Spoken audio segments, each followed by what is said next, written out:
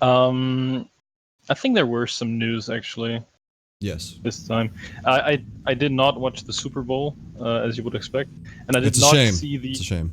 I know, and I did not see the trailers for WandaVision and stuff. Ooh, you haven't seen that? No, Not even online? no, Oh. I didn't want to. I don't know why. Oh. The Good. good Is thing, it good?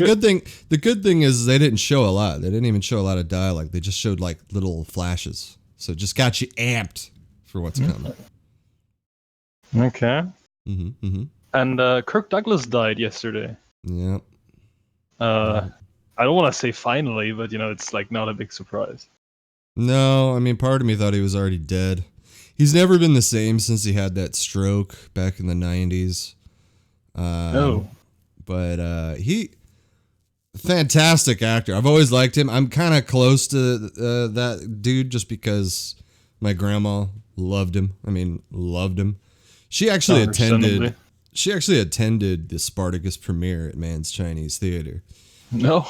Yeah, she has the original book that they gave out. That was in the 50s. Yeah, well, 60 something. 60s? Spartacus is Stanley Kubrick. It's so easy to forget that Stanley Kubrick directed Spartacus. Yeah, he made different kinds of movies later on. Mm-hmm.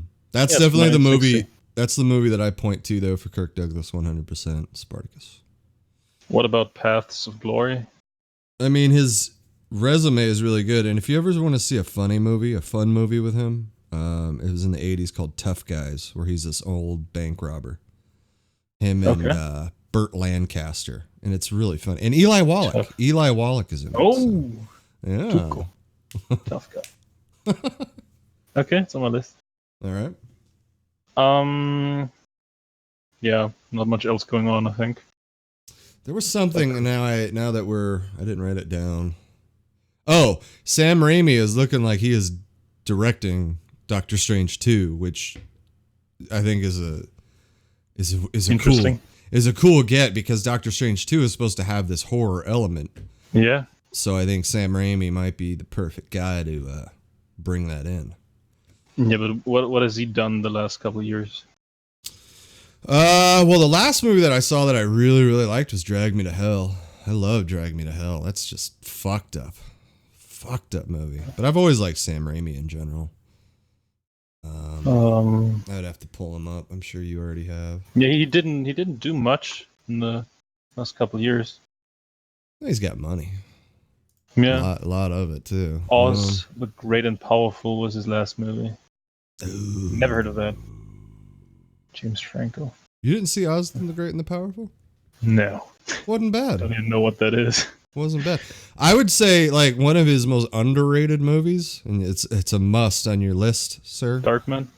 Well, Darkman, of course, but A Simple Plan with Bill Paxton and Billy Bob Thornton. Great movie, dude. It's about three guys, they find a bag of money.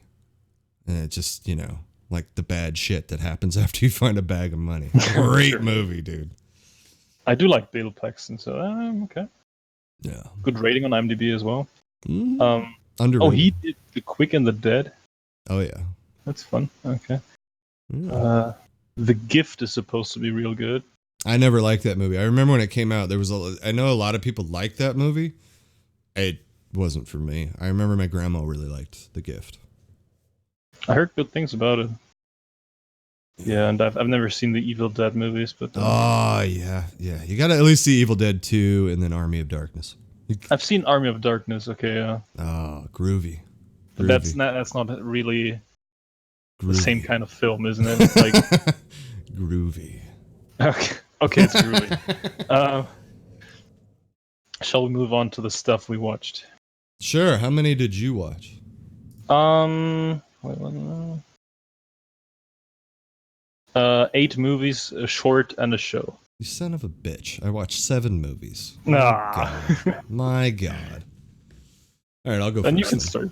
Yeah, I'll go first. The first movie I watched this week was Terminator Dark Fate. And nice. Yeah, there was some things. It isn't that bad, right? No, Like- I mean, there's a lot, not a lot, but there's some things I enjoyed about it. One thing I'll say is Arnold Schwarzenegger looked fantastic. He looked fantastic True. in the movie. Much better looking than when he looked. I mean, he looks older in Genesis. It's weird how they made him. Maybe there's some de-aging. Maybe there's just great makeup, but he just looks like a badass old man now. You know, he looked great in that movie. Yeah. I did not like the John Connor girl. You know, No. I got why they was, did. She was super weak as I an got, actress. yeah, I got why they do that, but yeah, and obviously I like Mackenzie Davis. Yeah. But and Linda Hamilton was just, to me the height of Linda Hamilton is Terminator 2, and then it stops there. For sure. I loved the opening scene, the John Connor thing. I thought that was weird. a cool way to open it off, but very Alien 3, type thing where you just kill a character that's very important, at the start. But yeah, I mean, overall, it's kind of a clusterfuck in a way. It's far from being as bad as Genesis or well, Salvation. No, I disagree there. Salvation is actually my third favorite. I've always liked Salvation. I think Salvation is cool because it just stands alone, and it's the only time that you actually see Judgment Day. Yeah, it's different. Very different. And I even number 4 for me would be Terminator 3, because I actually enjoy Terminator 3. I just don't think it's nowhere near Terminator 2 or the first one at all. I think that's why people hate it so much, because after the second one, it's kind of, in comparison, it's kind of bad, but it's very corny. Very corny. Yeah, it is, but I don't hate it that much either. So no, not like Genesis. Genesis, I just thought was terrible. Yeah, because Emilia Clarke is a horrible actress. And Jai Courtney, the kiss of death. Oh yeah, he is the kiss of death. Well, I mean, sometimes. He's like some more thing. Yeah, yeah. Old Sammy hasn't had a good run lately. And then I watched 2 movies that were kind of similar in a way. Well, actually 3 movies kind of similar in a way. And I had this weird thought in my head that, when I was a kid growing up, you had to wait like 20 years or so before you told a true to life story. At least that's how it felt. Like the Nixon movie, the JFK movie, that kind of shit. Yeah. And now it seems like you're seeing these movies about these stories that were like 5 years ago, which is kind of trippy. And the one of the movies I watched was Brexit, an Uncivil War, or The Uncivil War, with Benedict Cumberbatch. And it's a Brexit. Yeah, it was an HBO movie. Movie. It's about it's a TV movie. Yeah, it was just the start of Brexit and how it all got going. It was okay. It was just okay. Nothing earth-shattering or nothing that I didn't already know about Brexit, because I've followed that shit. I think it's interesting. And then Bombshell, which yeah, and I've been back and forth about wanting to see this movie, but I sat down, I was kind of excited. It's funny. It's kind of got some humor in it. The acting is really good. Charlize Theron was pretty good as Megyn Kelly, because she nails her voice as well. Nicole Kidman was very good as well as Gretchen Carlson. And I have to say, I get now why Margot Robbie got nominated for this movie. So, and John Lithgow, I feel like, somewhat got burned maybe, but he's playing a very dislikable character. But yeah, it was good. It was good. It wasn't great, but it was good. It had a good pace, It was just, but I followed that story very closely when Fox News broke all that sexual harassment stuff. And then I watched Richard Jewell. As well. Okay, interesting. Yeah, the Clint Eastwood movie. Now that's not as close to our time as the other 2. This happened in 1996, the Atlanta bombing. One of the big reasons I wanted to watch this is again one of those stories that I felt close to because my grandma was all over it when it happened, and I was watching the Olympics in 96 when that bomb went off. So you saw it on live television. You saw this rumble, this boom, So I've really wanted to see this movie, and the lead, I forgot his name, honestly.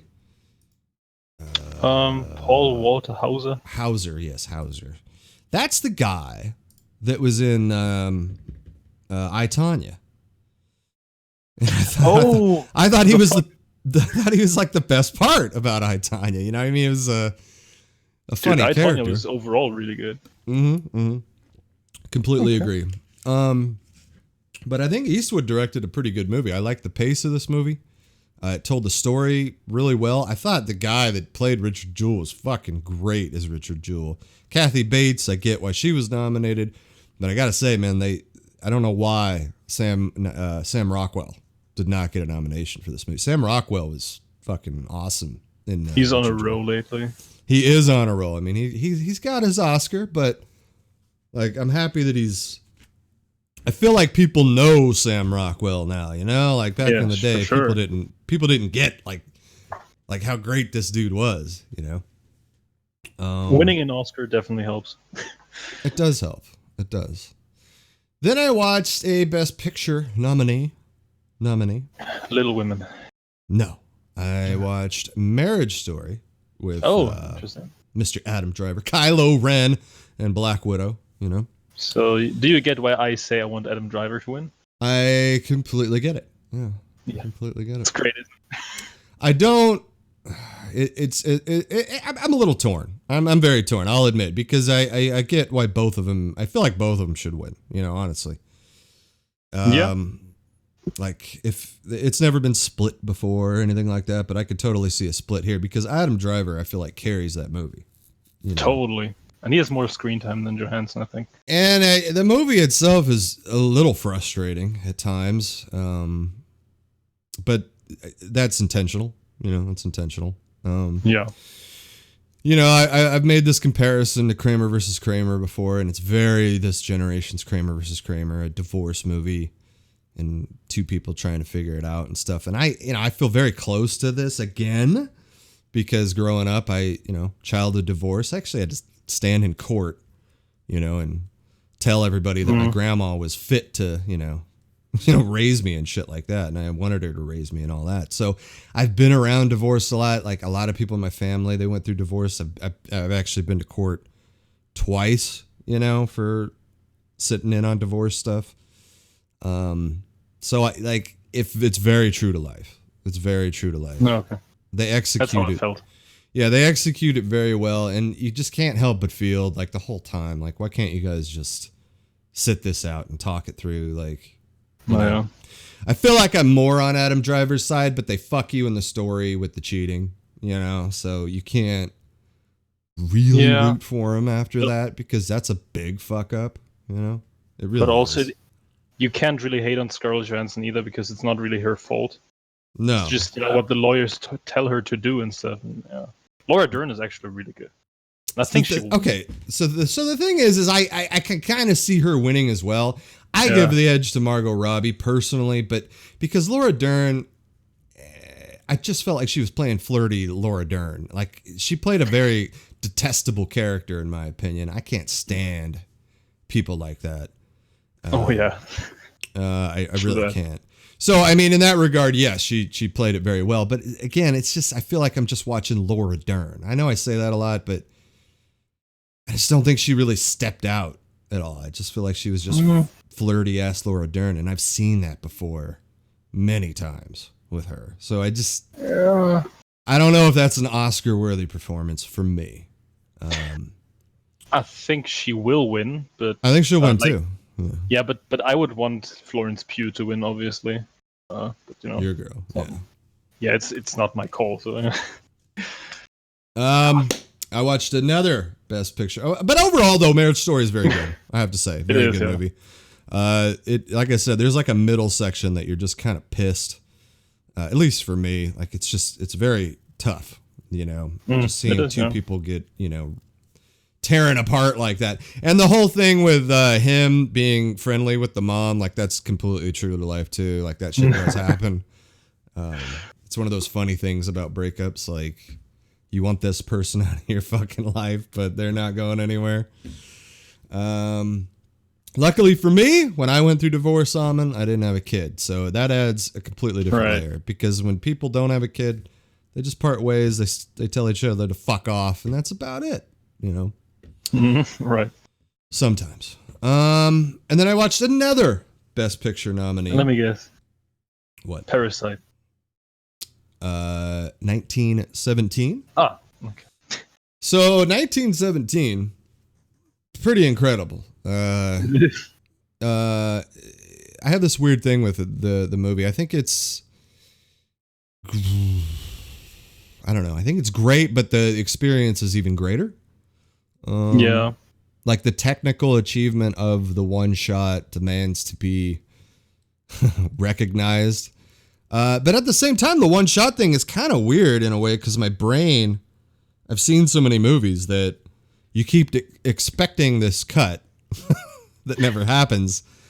And I think was also looking for the cuts actually. Yeah. They cut, obviously. They do, It's obviously. not, yeah. It's not that hard to see actually, but and they do it clever. really well. They do it really well. It's very do. clever. Yeah, very clever how they do it.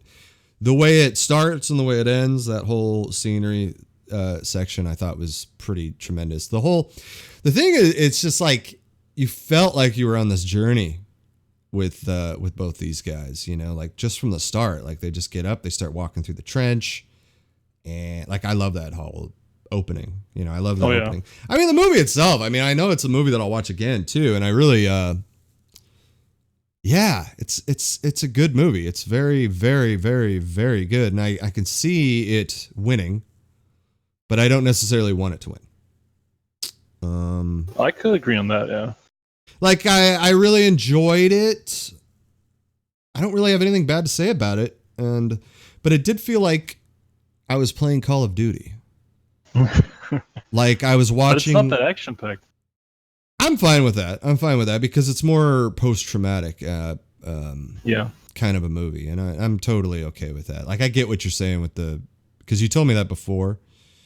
So the little sections of like the plane scene was amazing. That whole I have no idea how they pulled that off. Yeah, I mean, like you really want to watch a making of just to see like how they pulled like that. I don't really jump into making of docs or stuff like that, but that's a movie that if that ever comes out, like how they pulled everything off, I would probably watch it because really the only jarring CGI effect too that I saw was when he jumps in the water.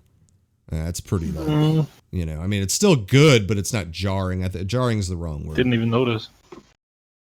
Well, there's definitely an effect. There's definitely an effect there, but still, I really like that actor. The George lead. McKay. Yes, the lead. I don't but also, Dean Charles Chapman was great, and he was pretty. You know, there's a scene right after the plane. You know, that's pretty rough. You know? Yeah, look, I have to admit that. See, there's elements of this movie that if it wins Best Picture, that it's fine with me because that scene alone is very powerful. That's an extremely and the way they handle it with the music when the music stops, brilliant.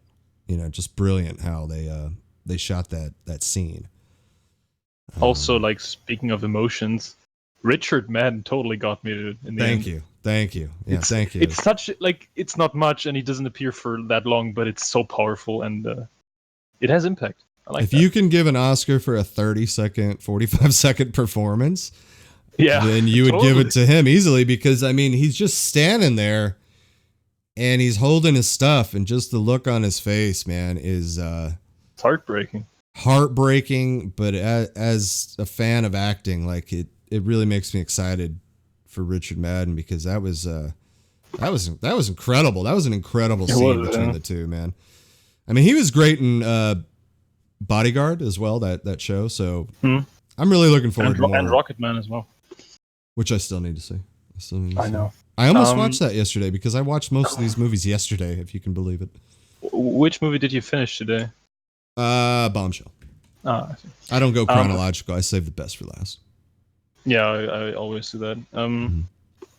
For me, the two magical moments in 1917 are when he wakes up again and it's night and the city is on fire, and the camera goes through the window. That's amazing. Like, also, how did they pull that off? And of course, the ending with the trench when he runs out and stuff. That's yeah, dude. that's just The trench run. I was crying for no joke, dude. It's so epic. Love it.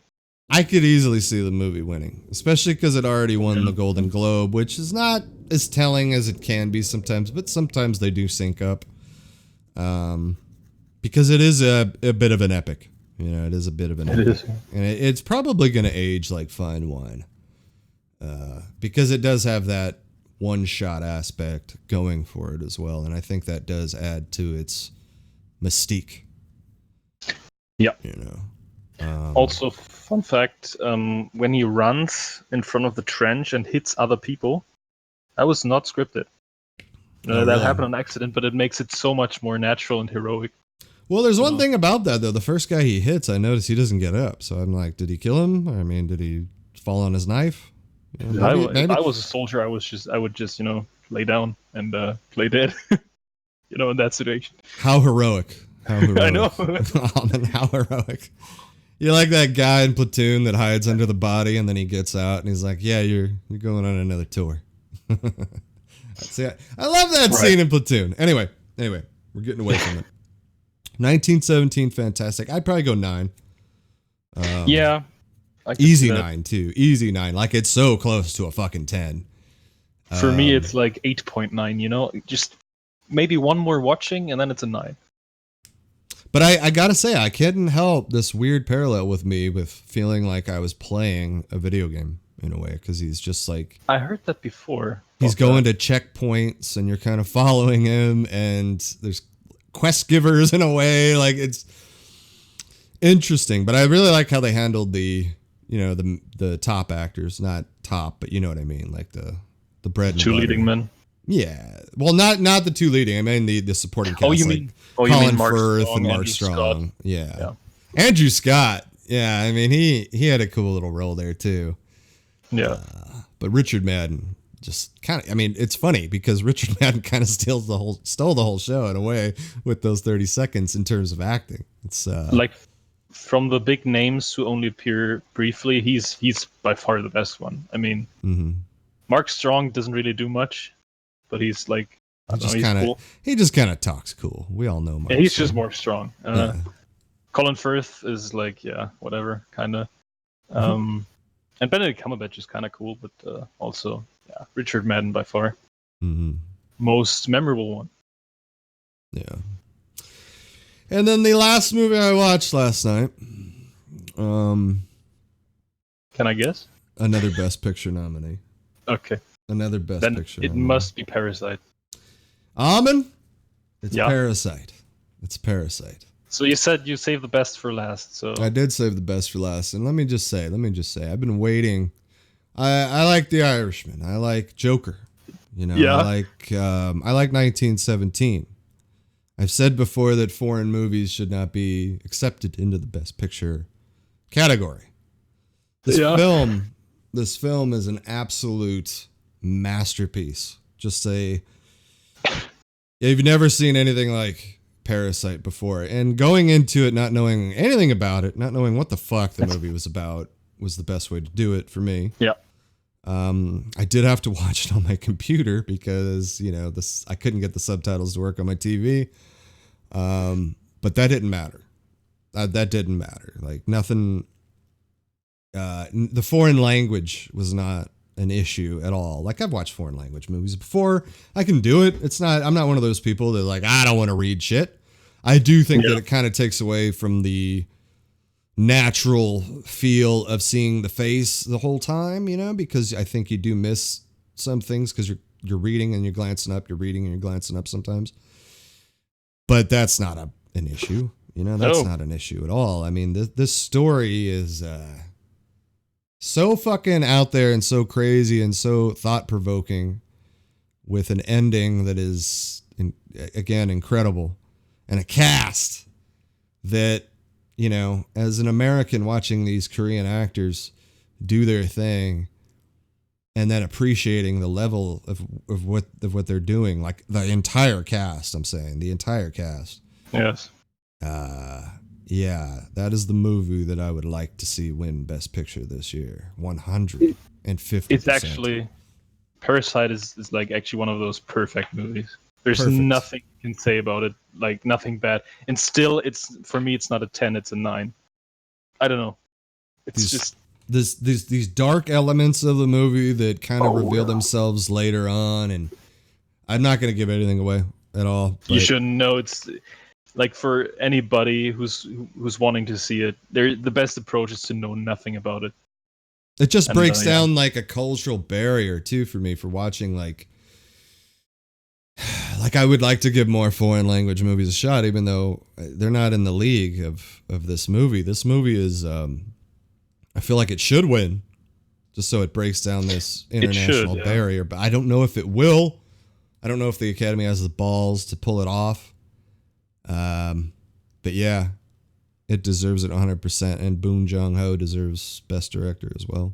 Yes, totally. Because I was scared. I mean, I was scared to watch this movie in a way because I did come away from Okja, not happy, and you even said that you're not the biggest fan of Snowpiercer, which I love Snowpiercer. So it's okay. I was worried that he wouldn't pull this off, and there's the movie so hyped, so fucking hyped. That's another reason why I'm like, there's no way this movie is going to live up to this fucking hype if you're in the film circles,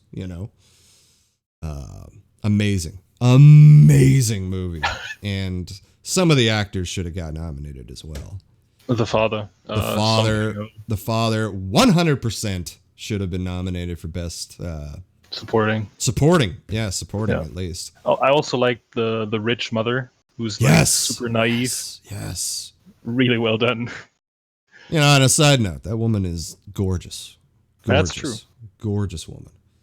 Not that matters, but I'm just saying, I was surprised at that. I was like, good God, this woman is gorgeous. But her character was fucking fantastic. Even the dad, the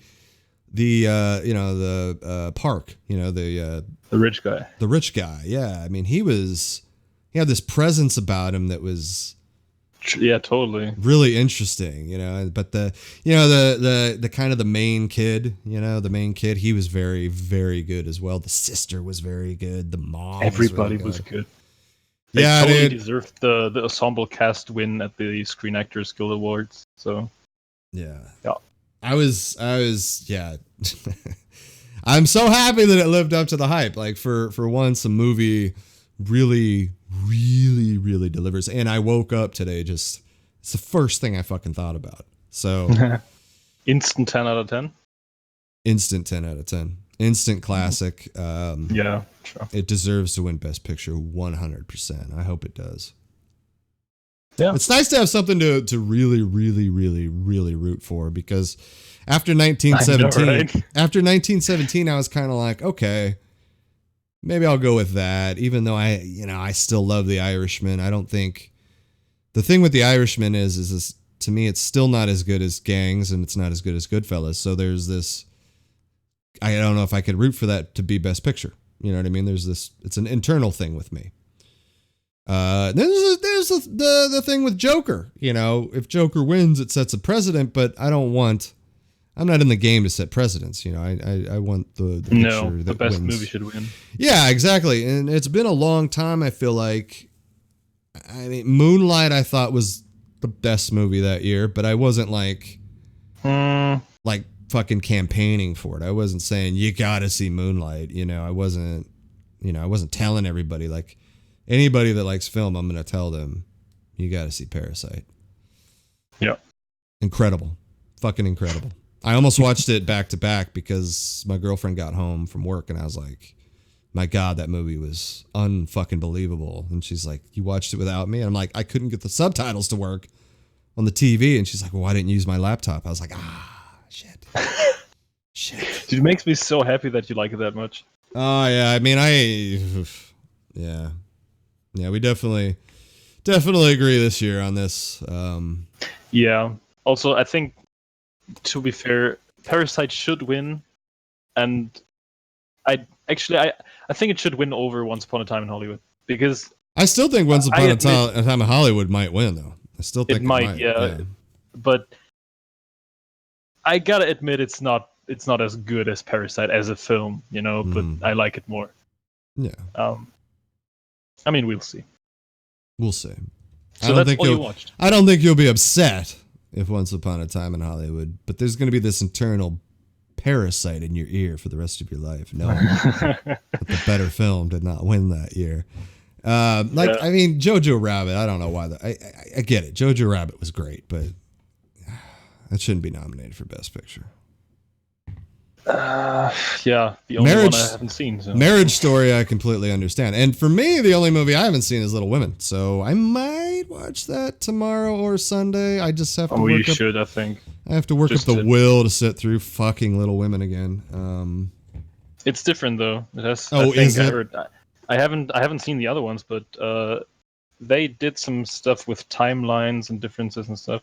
Well, maybe you should. Maybe you should see the Winona Ryder version. Yeah, right. Christian Bale.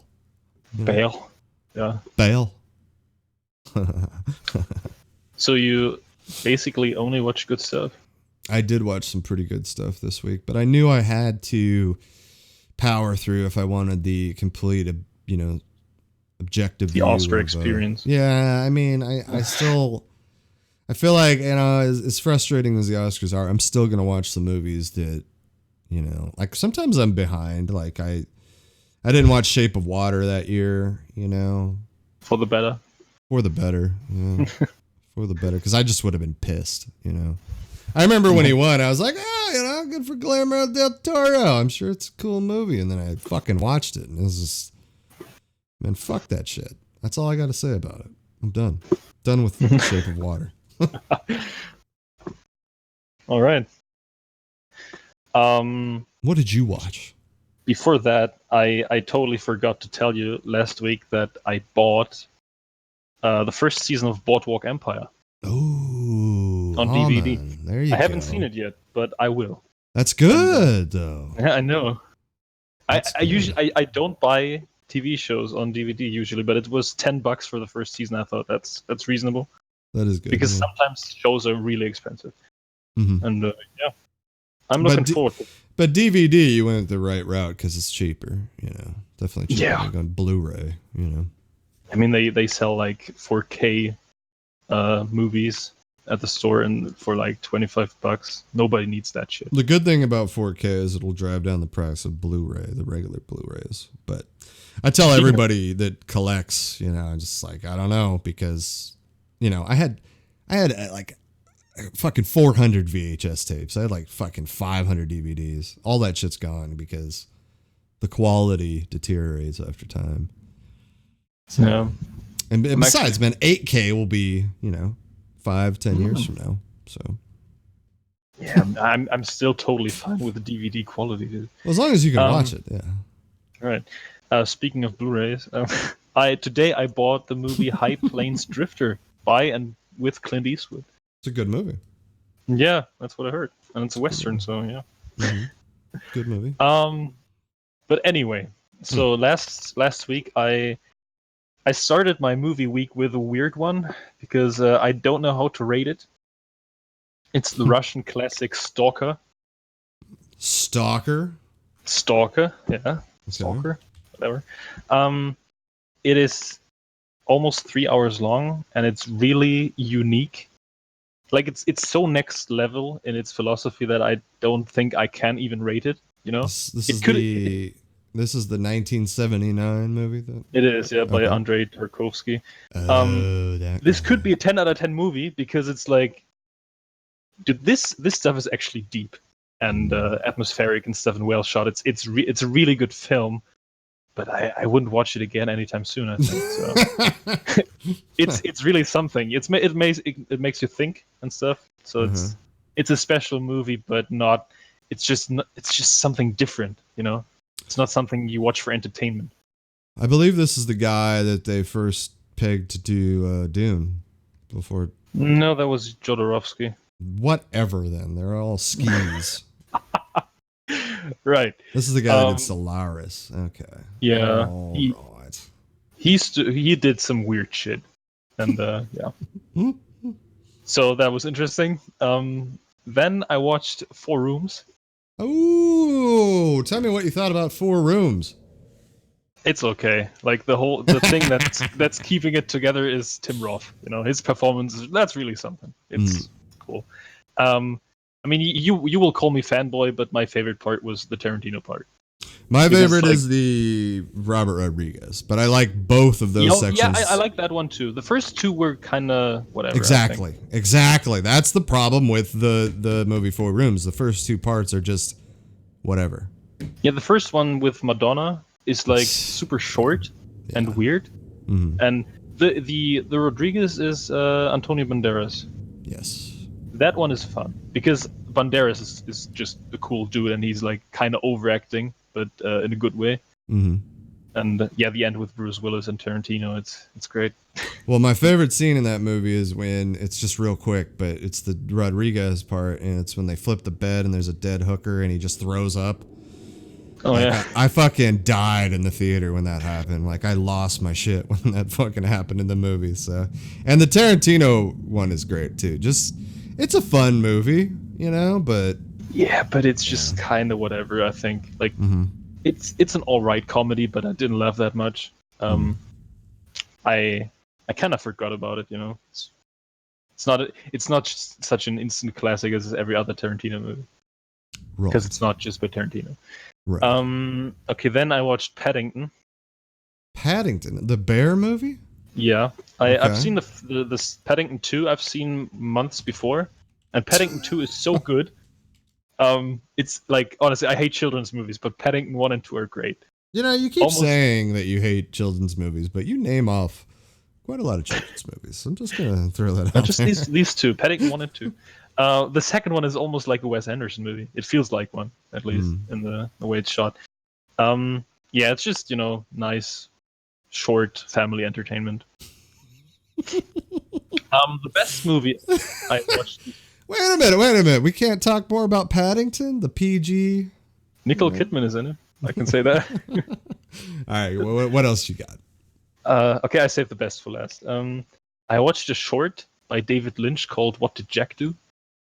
I think I've heard about this. It's new on Netflix, and it's that's what I saw. David Lynch interviewing a monkey for 17 minutes. It's super weird, but it's the Lynch charm. It's kind of cool. I don't know. I had no idea what was going on, so yeah. I don't know, man. I don't know. I like David Lynch, so.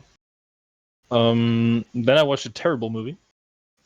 Wait a minute. Do you feel like you're becoming more of a Lynch fan as time goes on? I'm not a huge fan, but I do like his movies. I agree with that. I think my brother and my dad are huge fans, and I can totally see that. He's a distinct director, and he has a style that's kind of cool. I think we both respect his work. Oh yeah, totally. And he's a cool guy. David Lynch is a cool artist. So I watched a terrible movie that I expected to be terrible. The Angry Birds movie. Oh my god. Okay, what is with these children's movies? Dude, I have no idea why I watched that shit. And it's shit. It's just terrible. It was terrible? It was terrible. The first even one? though Sudeikis is in it. Yeah. I remember seeing the preview thinking that doesn't look bad. So it was bad. Dude, they use so many popular songs in such a weird way. It's just irritating. Just too much of that shit. The story is bad. It's just all. You got Bill Hader, Peter Dinklage, Sean Penn, Keegan-Michael Key. Dude, Sean Penn is not in this movie. He never says one word. He's just grunting. But he's I don't know. It's Kate McKinnon is in it. Is he? I don't. Yeah, that's cool. I will say this little prediction. Sorry to cut you off. I just saw the name Kate McKinnon. She was in Bombshell as well. I feel like Kate McKinnon is going to be in some movies. So. Oh, so she's good. Oh, I've always liked her. I thought she was like the only good part about the Ghostbusters movie. No. I've always loved her on Saturday Night Live. I think she's fucking fantastic. But she, I feel like, showed off some chops in Bombshell. Okay. Interesting.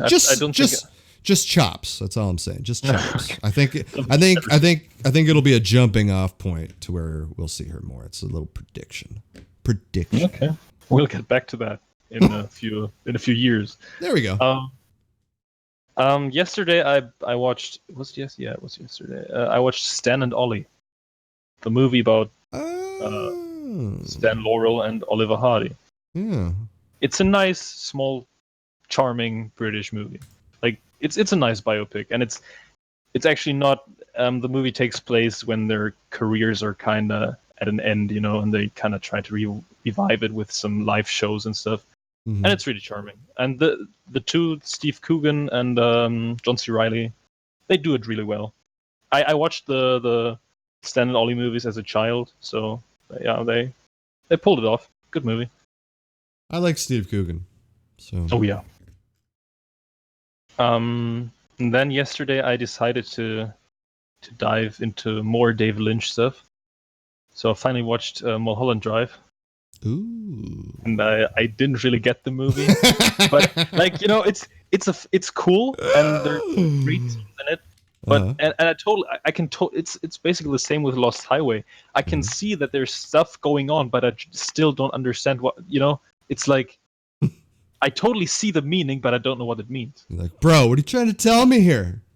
It's confusing. It's weird.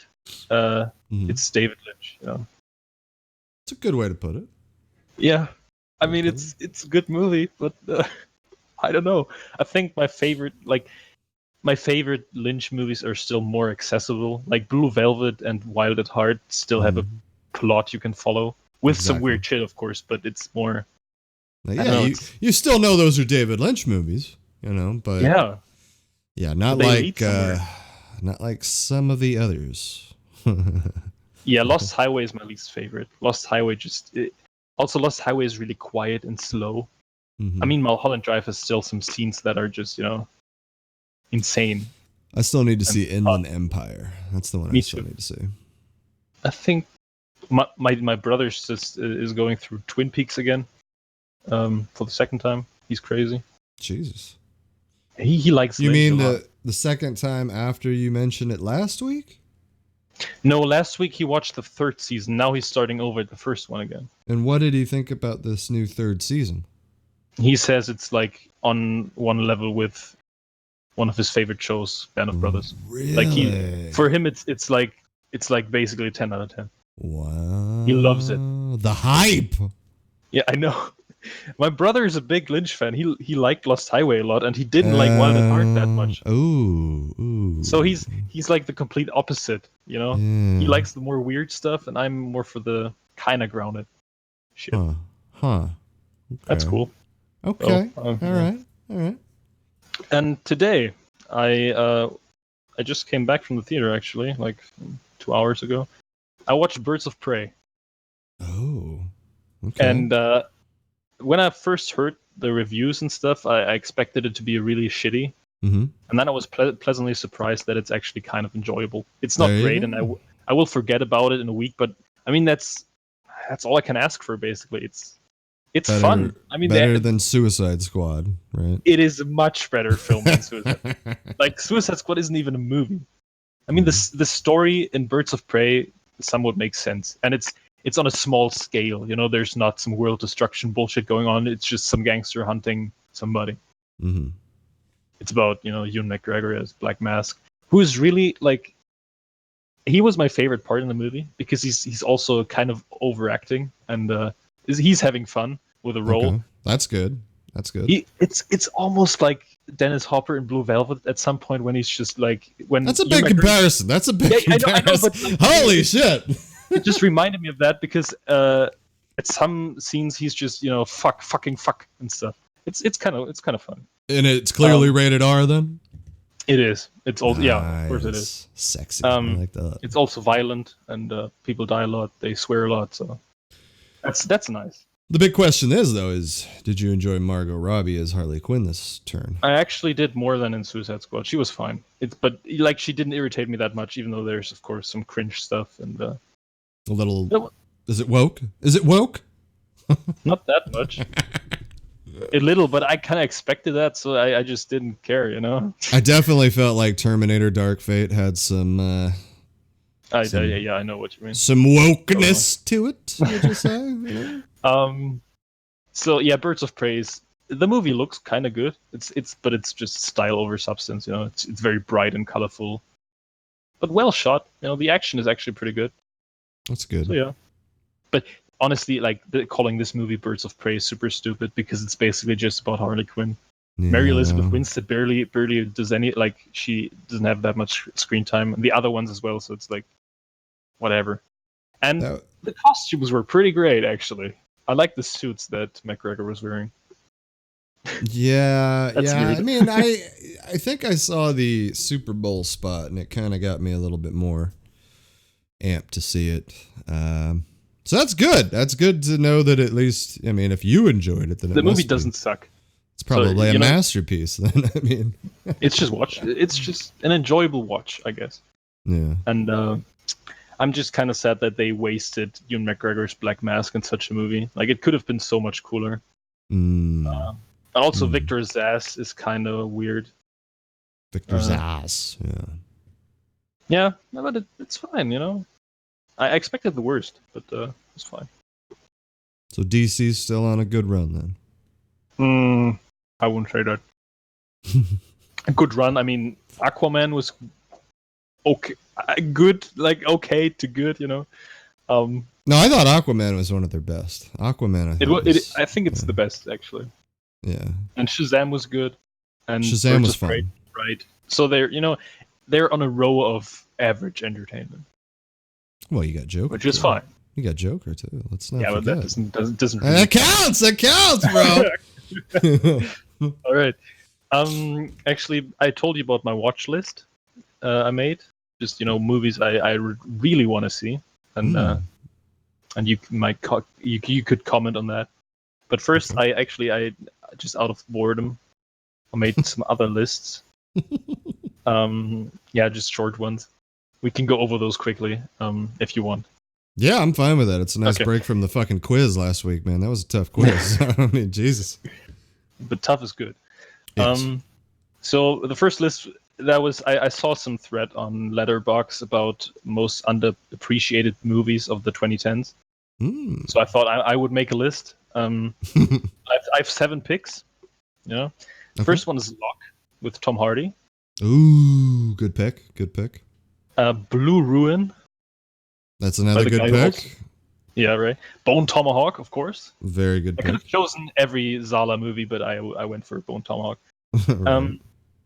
A movie called Land of Mine, which is a Danish movie. It's a World War II movie I really like.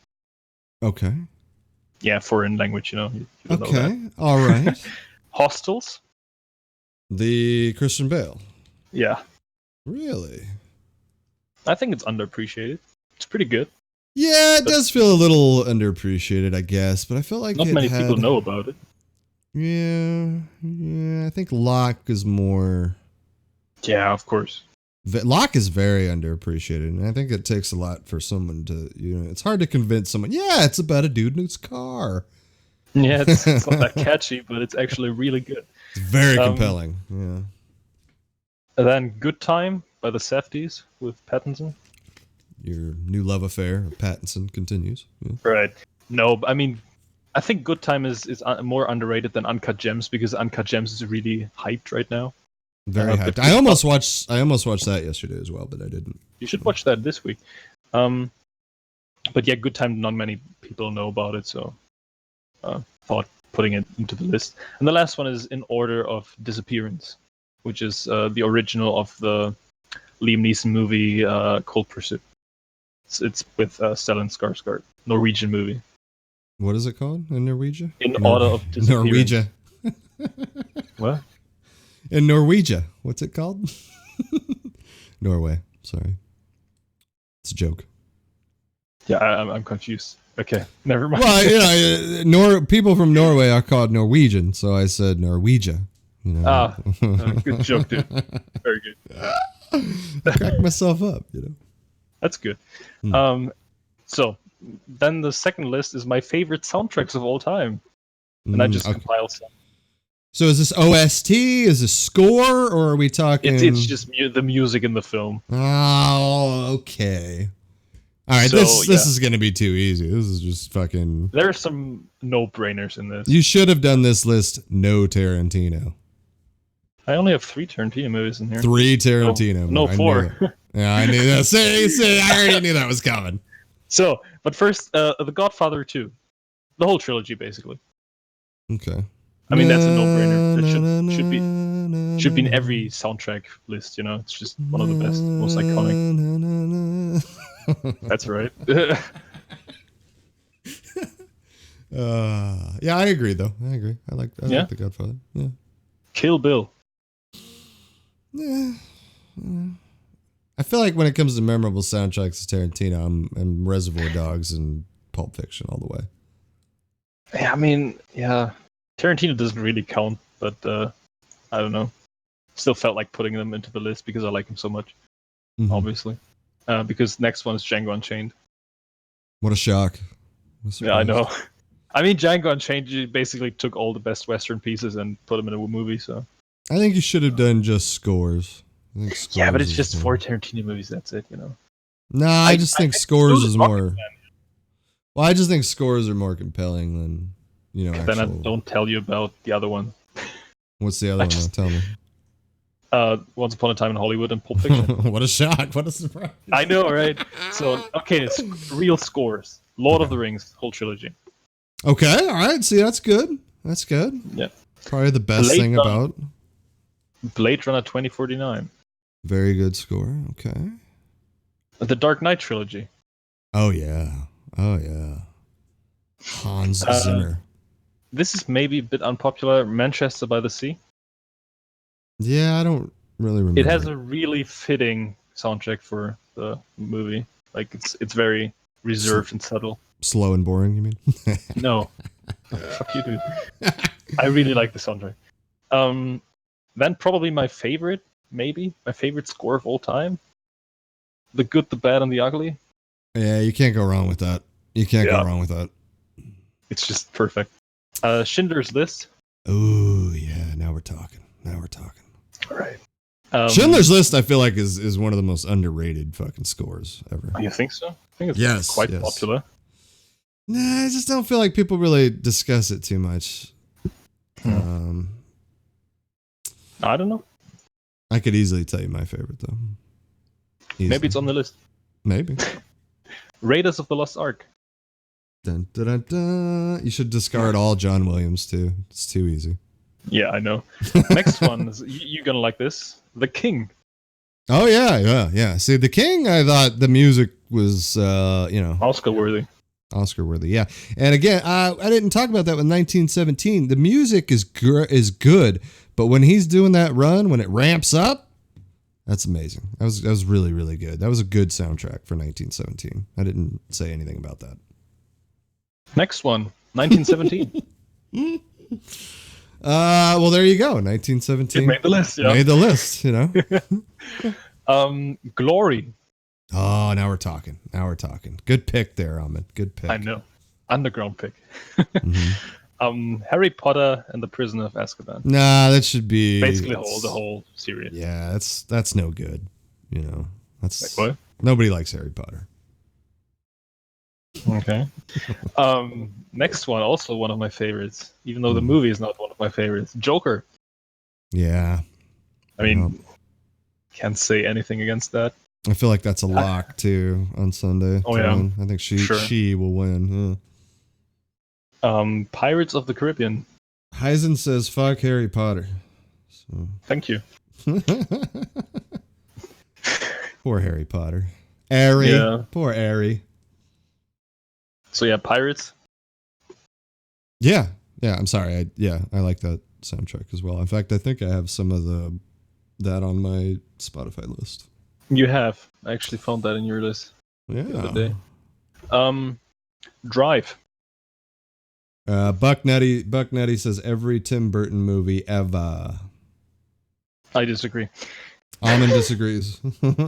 Oh, actually, I totally forgot one movie because I wanted to save it for last. Oh. Because speaking of Tim Burton, I watched Ed Wood. Oh. And Ed Wood is amazing. I liked it a lot. Ed Wood is a trip. It's weird, but it's fun. It's probably my favorite Burton movie, actually, because I'm not a fan. Yeah. I would not put that as my favorite Burton movie. I saw it in the theater too. Barton Landau though nominated that year. I don't know if he won or not, but that was a great performance. Yeah, it was fantastic performance as Bela Lugosi in that movie. Oh yeah. And that, I don't know if you've ever seen Plan 9 from Outer Space. I have not, no. You probably need to go watch Plan 9 for Outer Space at some point now that you get the background story. You'll probably appreciate it more, I would say. Yeah. I still enjoy Ed Wood, though. Not my favorite. I think my favorite would probably be Edward Scissorhands. So I've not seen it. I like Sleepy Hollow as well. But then again, Beetlejuice, I love me some Beetle fucking juice, so. Yeah. Yeah. Also about Ed Wood, Vincent D'Onofrio plays Orson Welles. And he looks kind of similar. It's pretty good. Only one scene, but it was good. There's been a couple people to play Orson Welles. I think, that guy I don't like, or up at the Bruce. Oh, Angus McFadden. Pretty sure he played Orson Welles in a movie, and I don't know if it's Cradle Will Rock or a different movie, but who knows? Who knows? Who knows? Next one. So we have Drive. Drive was good. Nice 80s soundtrack. King Arthur, Legend of the Sword. Many people don't like the movie, but the soundtrack is actually can't say anything about that. We've talked about this movie before, Alman, and again, I forgot about this movie. So it's a Guy Ritchie movie. I know. I probably, it's funny because I still need to watch that, and I still need to watch The Goddamn Man from U.N.C.L.E. So I know. But I can say with 100% certainty that we will be skipping Aladdin. You can skip Aladdin. I think I could skip Aladdin. I think I got the gist. Yeah. It's not really a Guy Ritchie movie. It's a Disney movie, Yeah. Next one, Lawrence of Arabia. That's a good soundtrack as well. I don't think A Fistful of Dollars. It's like this. I mean, it's distinct enough from. No Terminator in there. No dun dun dun dun dun. No. Dun dun dun dun dun. I'm not done yet. Dun dun dun. Right. So we had 1917. The Graduate, because it's Simon and Garfunkel. Okay. Well, does that count? Yeah. I actually really like The Graduate. So me too. The Graduate's such a fucked up movie too. So it is. Yeah. I enjoy that movie. Inception. Oh yeah, 150 fucking 203,000%. Even though I'm not a huge fan of the movie, the soundtrack is great. Yeah, I think that's arguably Hans Zimmer's best work too. Arguably. Yeah. Even though Dark Knight is pretty good. They're very similar, but yeah, that's true. Magic happens when he teams up with Nolan. Next one's also no-brainer. Once Upon a Time in the West. That's a good one too. All those. It's iconic. Yeah, all the Sergio Leone movies in general always had a good soundtrack. Because of Ennio Morricone. Master. Solo, a Star Wars story. What? Solo has a great soundtrack. I mean, every Star Wars movie does, but Solo is very unique because it's not John Williams. Or is it? No, I don't think it is. You still need to see The Mandalorian, too. Yeah. At some point. And then 3 movies I don't like, but or like that much, but great soundtrack. The Hobbit. They're taking the hobbits to Isengard. Isengard. That's in the soundtrack. Okay. Requiem for a Dream. Oh yeah, that's a good soundtrack. And my least favorite movie on this list, but the soundtrack is absolutely insane. Revenge of the Sith.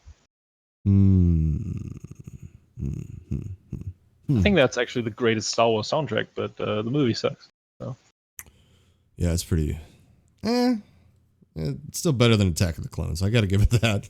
Yeah, that's not hard. Attack of the Clones. It's so funny. Like anytime I go back to watch those old trilogies, I'm like, do I want to do this? I sit down and I'm like, maybe Attack of the Clones isn't as bad as I remember. It's terrible. It's fucking terrible. Yeah. Yeah. Buck Nutty says, I think you missed one. Teenage Mutant Ninja Turtles 2. Go Ninja, go Ninja, go. Yeah, I would have to maybe agree with Buck Nutty. The Vanilla Ice soundtrack of Teenage Mutant Ninja Turtles 2 is pretty good. How can I put it in the list if I have not seen it? That's true. My favorite soundtrack all time. Last of the Mohicans? The Last of the Mohicans, yes. Actually, I thought about that today, and I forgot to put it in this. But I would have, yeah. I would even put Braveheart in there. I would put Legends of the Fall in there. Yeah. There's some good soundtracks. I think you missed. Yeah, for sure. But like, I just put the ones in there where I had the soundtrack in my head. You know, with Braveheart, I couldn't hear it in my head. You know. You couldn't hear Braveheart in your head? No, it's because it's been a while since I watched Braveheart. Not every man dies.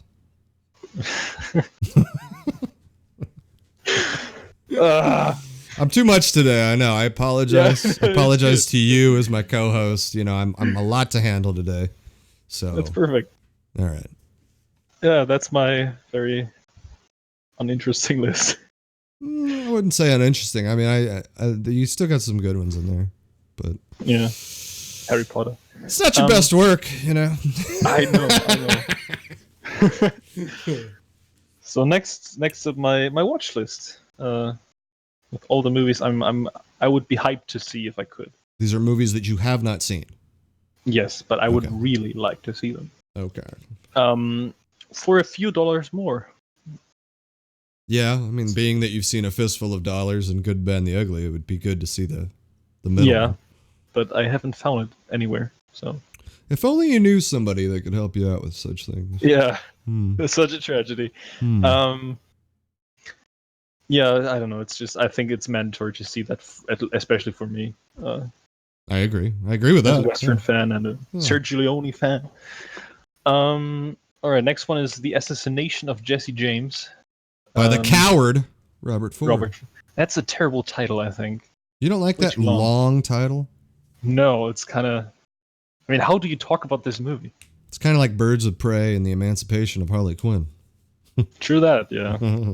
That title. Just call it Birds of Prey or Harley Quinn. Harley Quinn, yeah. It's kind of a no-brainer.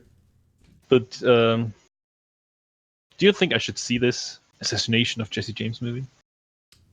100%. Yeah, it's good.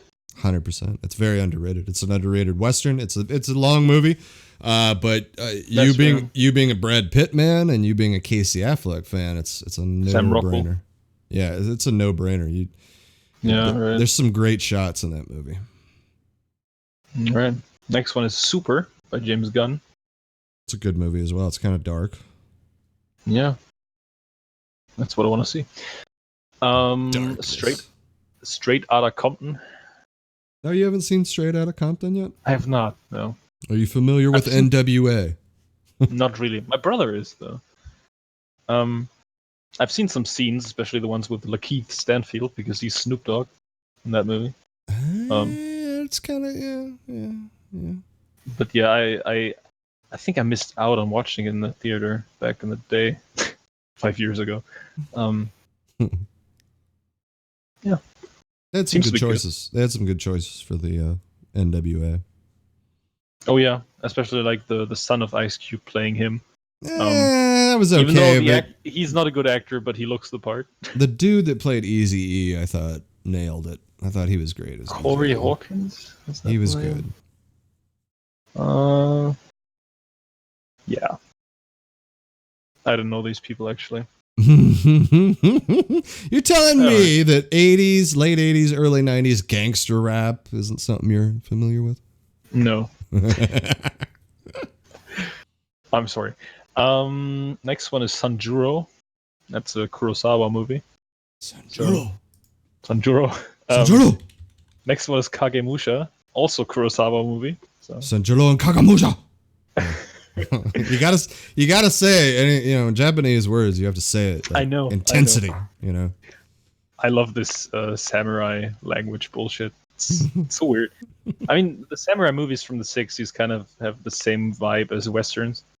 Oh yeah, Italo westerns. Yeah. So I would really like to see all those, but they are hard to get for real. Oh, if only you knew. Yeah, but like, I mean, even you, come on. Do you have Yeah. access to Yes, like 100%. underground Japanese samurai movies from the 60s? Okay. 100%. Don't Don't ever doubt me, Omen. Don't ever doubt me, bro. Okay, my bad. Next one is What's Eating Gilbert Grape, which is funny because I actually own that movie, but I have not seen it yet. Definitely worth a watch. One of the better Johnny Depp movies. And not I can't really say the launching off point of Leonardo, but definitely like the big Leonardo because he got nominated for it.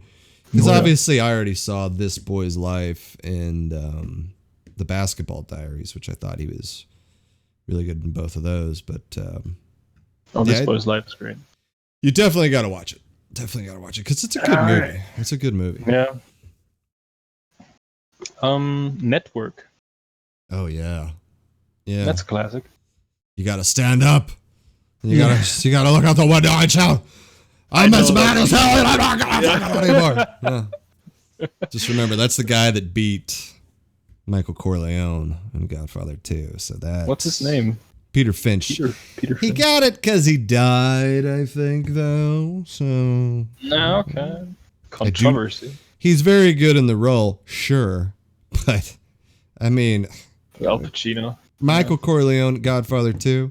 That's top 5. That's top 5 performance all time for me. So I don't put Peter Finch. I don't put Peter Finch fucking Network in there as top 5. Not at all. Yeah. So. Next one is Cool Hand Luke. Oh, you're gonna love Cool Hand Luke when you see it. I know. You'll love it. Yep. Uh-oh. 1 sec. Someone's knocking on the door. He's in trouble. He got caught looking at porn on the second screen.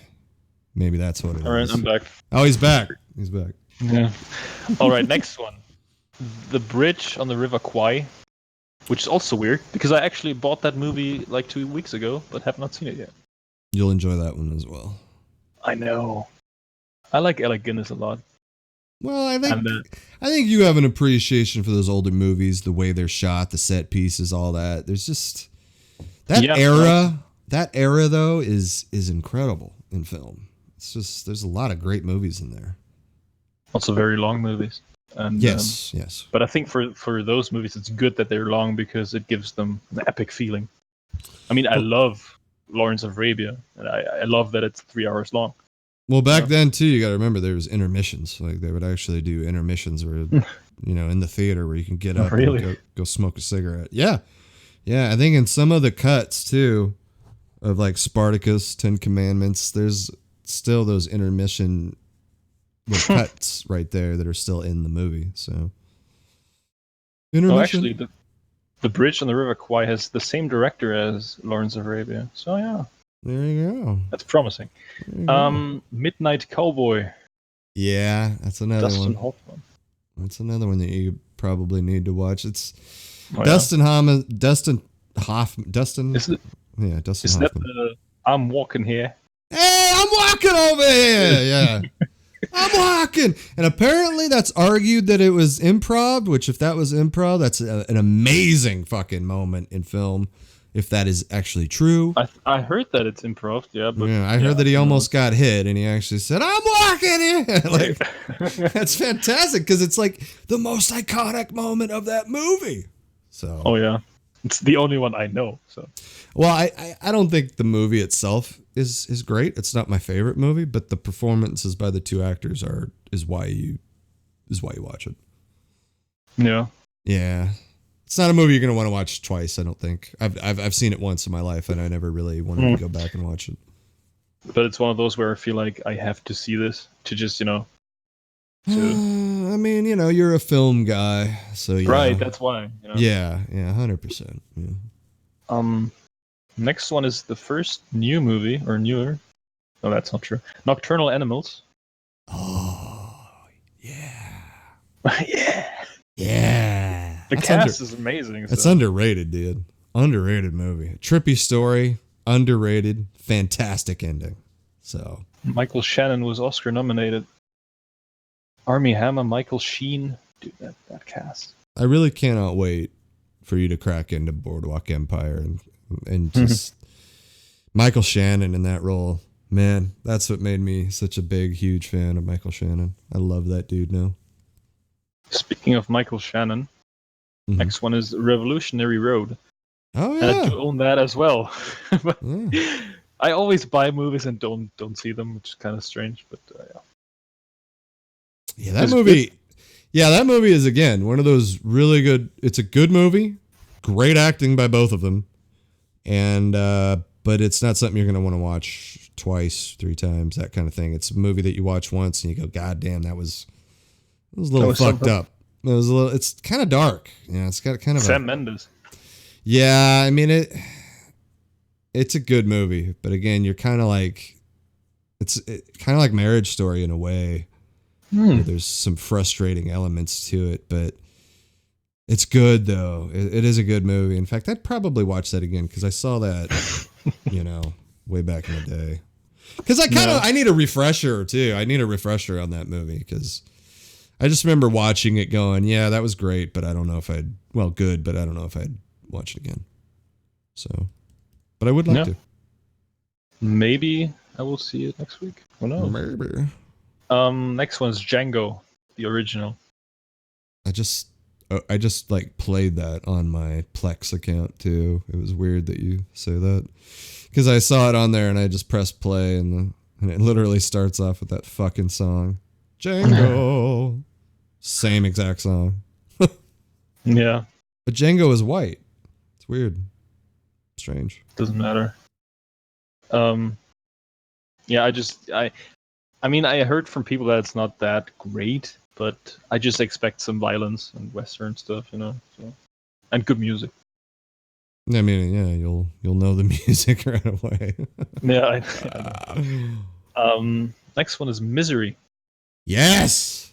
The movie that got Kathy Bates her Oscar and well fucking deserved at that. Oh, really? For that? Yeah, she got an Oscar for fucking Misery. It was fantastic performance as this. I like it when Stephen King movies are good. And that's one of the ones that's really good, especially like his theater movies are not as great, I feel like, but that's one of the ones that really shines. And what's his name? James Caan is actually pretty good as well. But it's just fucked up movie, dude. Yeah, I heard about some scenes and what happens and stuff, so well, might be spoiled already, but still. Like they're pretty gruesome in the movie, but in the book, like you feel it in the book. You feel it in the book. Feel it. Okay. Feel it. Next one's also Stephen King, The Mist, with Thomas Jane. Yeah, dude. Yeah. Yep. I know the ending as well, but yeah, but I gotta say, if there's anybody that does Stephen King movies or books justice, it is Frank Darabont. He did The Green Mile, right? Yeah, he did The Green Mile. He did fucking Shawshank Redemption too. Yeah, right. So, Okay, yeah, that's fair. I mean, the guy is just like fucking batting 1,000, But apparently, he had a fallout with Stephen King when he was trying to get the Dark Tower rights, and he wouldn't let him have it. And I think that was tragic because Darabont would have done really well. But Darabont's a strange cat because he's actually the showrunner season 1 of The Walking Dead. I know, yeah. And they fired him, So I mean, he's kind of a big head, I think, kind of a big head. But even the movie that he directed with Jim Carrey, The Majestic, is actually pretty good as well. Majestic, but nowhere near Shawshank Redemption and The Green Mile. Those movies are just special. I mean, that's a high bar to rate. Yeah, those are high. Yeah. All right. Next one is a movie that is not out yet. It's the new Kingsman. Yes. I think that they how is it called? The release date was changed to September, I think, from March or something. Yeah, I was actually scrolling on IMDb, and I don't know if it was IMDb or some movie thing. I was looking at the coming soon for the year, and I saw that it was on there pretty down there further than what I thought, especially when we saw the preview, like I feel like 2 months ago, I feel like we started seeing that preview. So But then I obviously pushed it back because we haven't seen the preview as much as we were, because it was actually doing TV spots, I think. I think it was supposed to come out around this time now. Mm-hmm. And they already showed 2 trailers and stuff. But now I think they changed the release to September, which it's strange. On IMDb it says that in Italy, Taiwan, Ukraine, Japan, and Hong Kong is coming out on the 13th of February. And for the rest of the world in September. That's kind of strange. That's really weird. Yeah, whatever. I wonder what's up with that. What is fucking... Is that a Fox movie? The Kingsman? Yeah. Maybe it suffered from the Disney deal, and they didn't want it to have like the same release date as some Disney movie. I don't know. Well, I can tell you in a sec, like who. Maybe I can't. It doesn't actually say. I mean, there's got. Oh yeah, 20th Century Fox. Which, by the way, 20th Century Studios now. Yeah. Whatever. Yeah, for the USA, it's showing September 18th. Man, yeah, but it seems like the movie is completely finished. So right, it's just strange. Right. Well, next one on my list is Cinema Paradiso. Oh, I remember that movie. It was like 89 or 88 or some shit. 88, yeah, Italian movie, I think. Oh shit! Wow. It has 8.5 on IMDb, and it's in the list of the best of all time. So I think I gotta see it. Yeah, but just remember, Alman. Just remember, some of those movies. Citizen Kane. I mean, does it really count? As what? Well, I'm saying like some of these film files. They'll put these movies on such a high pedestal that that's get true. Get the fuck out of town sometimes. Citizen Kane is not as good as people think it is. I don't like it that much. I don't really like it at all. It's pretty boring. I mean, I don't like... Stuff like Casablanca is pretty good, I agree. Yes. But, and also like the movie Stalker and the director Tarkovsky, who did Solaris and stuff, I think that's a director only like the cinema snobs watch. Mm-hmm. Like the real experts. Yeah, and you look at the time frame of when that stuff was coming out, you'd expect a little bit more appreciation, especially like stateside, but more foreign movies, I believe. All right, next one is a movie with Robert De Niro that I haven't seen yet, and he got the Oscar for it, Raging Bull. Yeah, you do need to see Raging Bull. I know. Yeah. You never got me down, Ray. You never got me down. Did you know? Do you even know? Are you a boxing guy? No, not at all. Really? I'm not a sports guy in general, except for football. Well, the man he plays, Raging Bull, the Jake LaMotta. Yeah. He was never knocked down. I mean, come on. Come on. I mean, how badass is that? That's true, yeah. Yeah. It's kind of cool. Good performance from Joe Pesci as well. My friend asks me if it's worth to see Parasite in the cinema. Dude, what the fuck? 100%. Absolutely. 100%. It's worth just seeing Parasite anyway. If you can watch it on your phone, if you can watch it on your fucking tablet, however you need to do it, watch it because it's 100% worth it. All right, next one. In the Name of the Father. Yeah, there we go. Yeah. That's actually my favorite out of the Jim Sheridan, Daniel Day-Lewis movies. Because I like My Left Foot. Okay. Yeah, My Left Foot, The Boxer is another one. I don't like The Boxer, but My Left Foot. You told me you didn't like The Boxer. The Boxer's like the weakest, I think, of the three. But My Left Foot, I think I love My Left Foot, but In the Name of the Father, I thought was, and you're a father guy, so I think you'll enjoy In the Name of the Father when you do get a chance to finally see it. Yeah, probably. Next one's also a true classic. From the golden era of Hollywood, Ben-Hur. Oh man, you really got to see Ben-Hur. Ben-Hur is. I know. Ben-Hur is so weird that I haven't seen it. That is my favorite out of the Hollywood golden eras. Like I like Ten Commandments. I like Spartacus. I like Cleopatra. El Cid. Agony and the Ecstasy. We can go on and on and on with all this shit, but Ben-Hur is the shit. It's just the shit, man. Right. Moving on. Yeah. Next one's Gandhi. Oh, yeah. You gotta see Gandhi. Gandhi's really good, dude. Yeah, I heard. That's one of the few movies my grandpa watched. And he doesn't watch movies.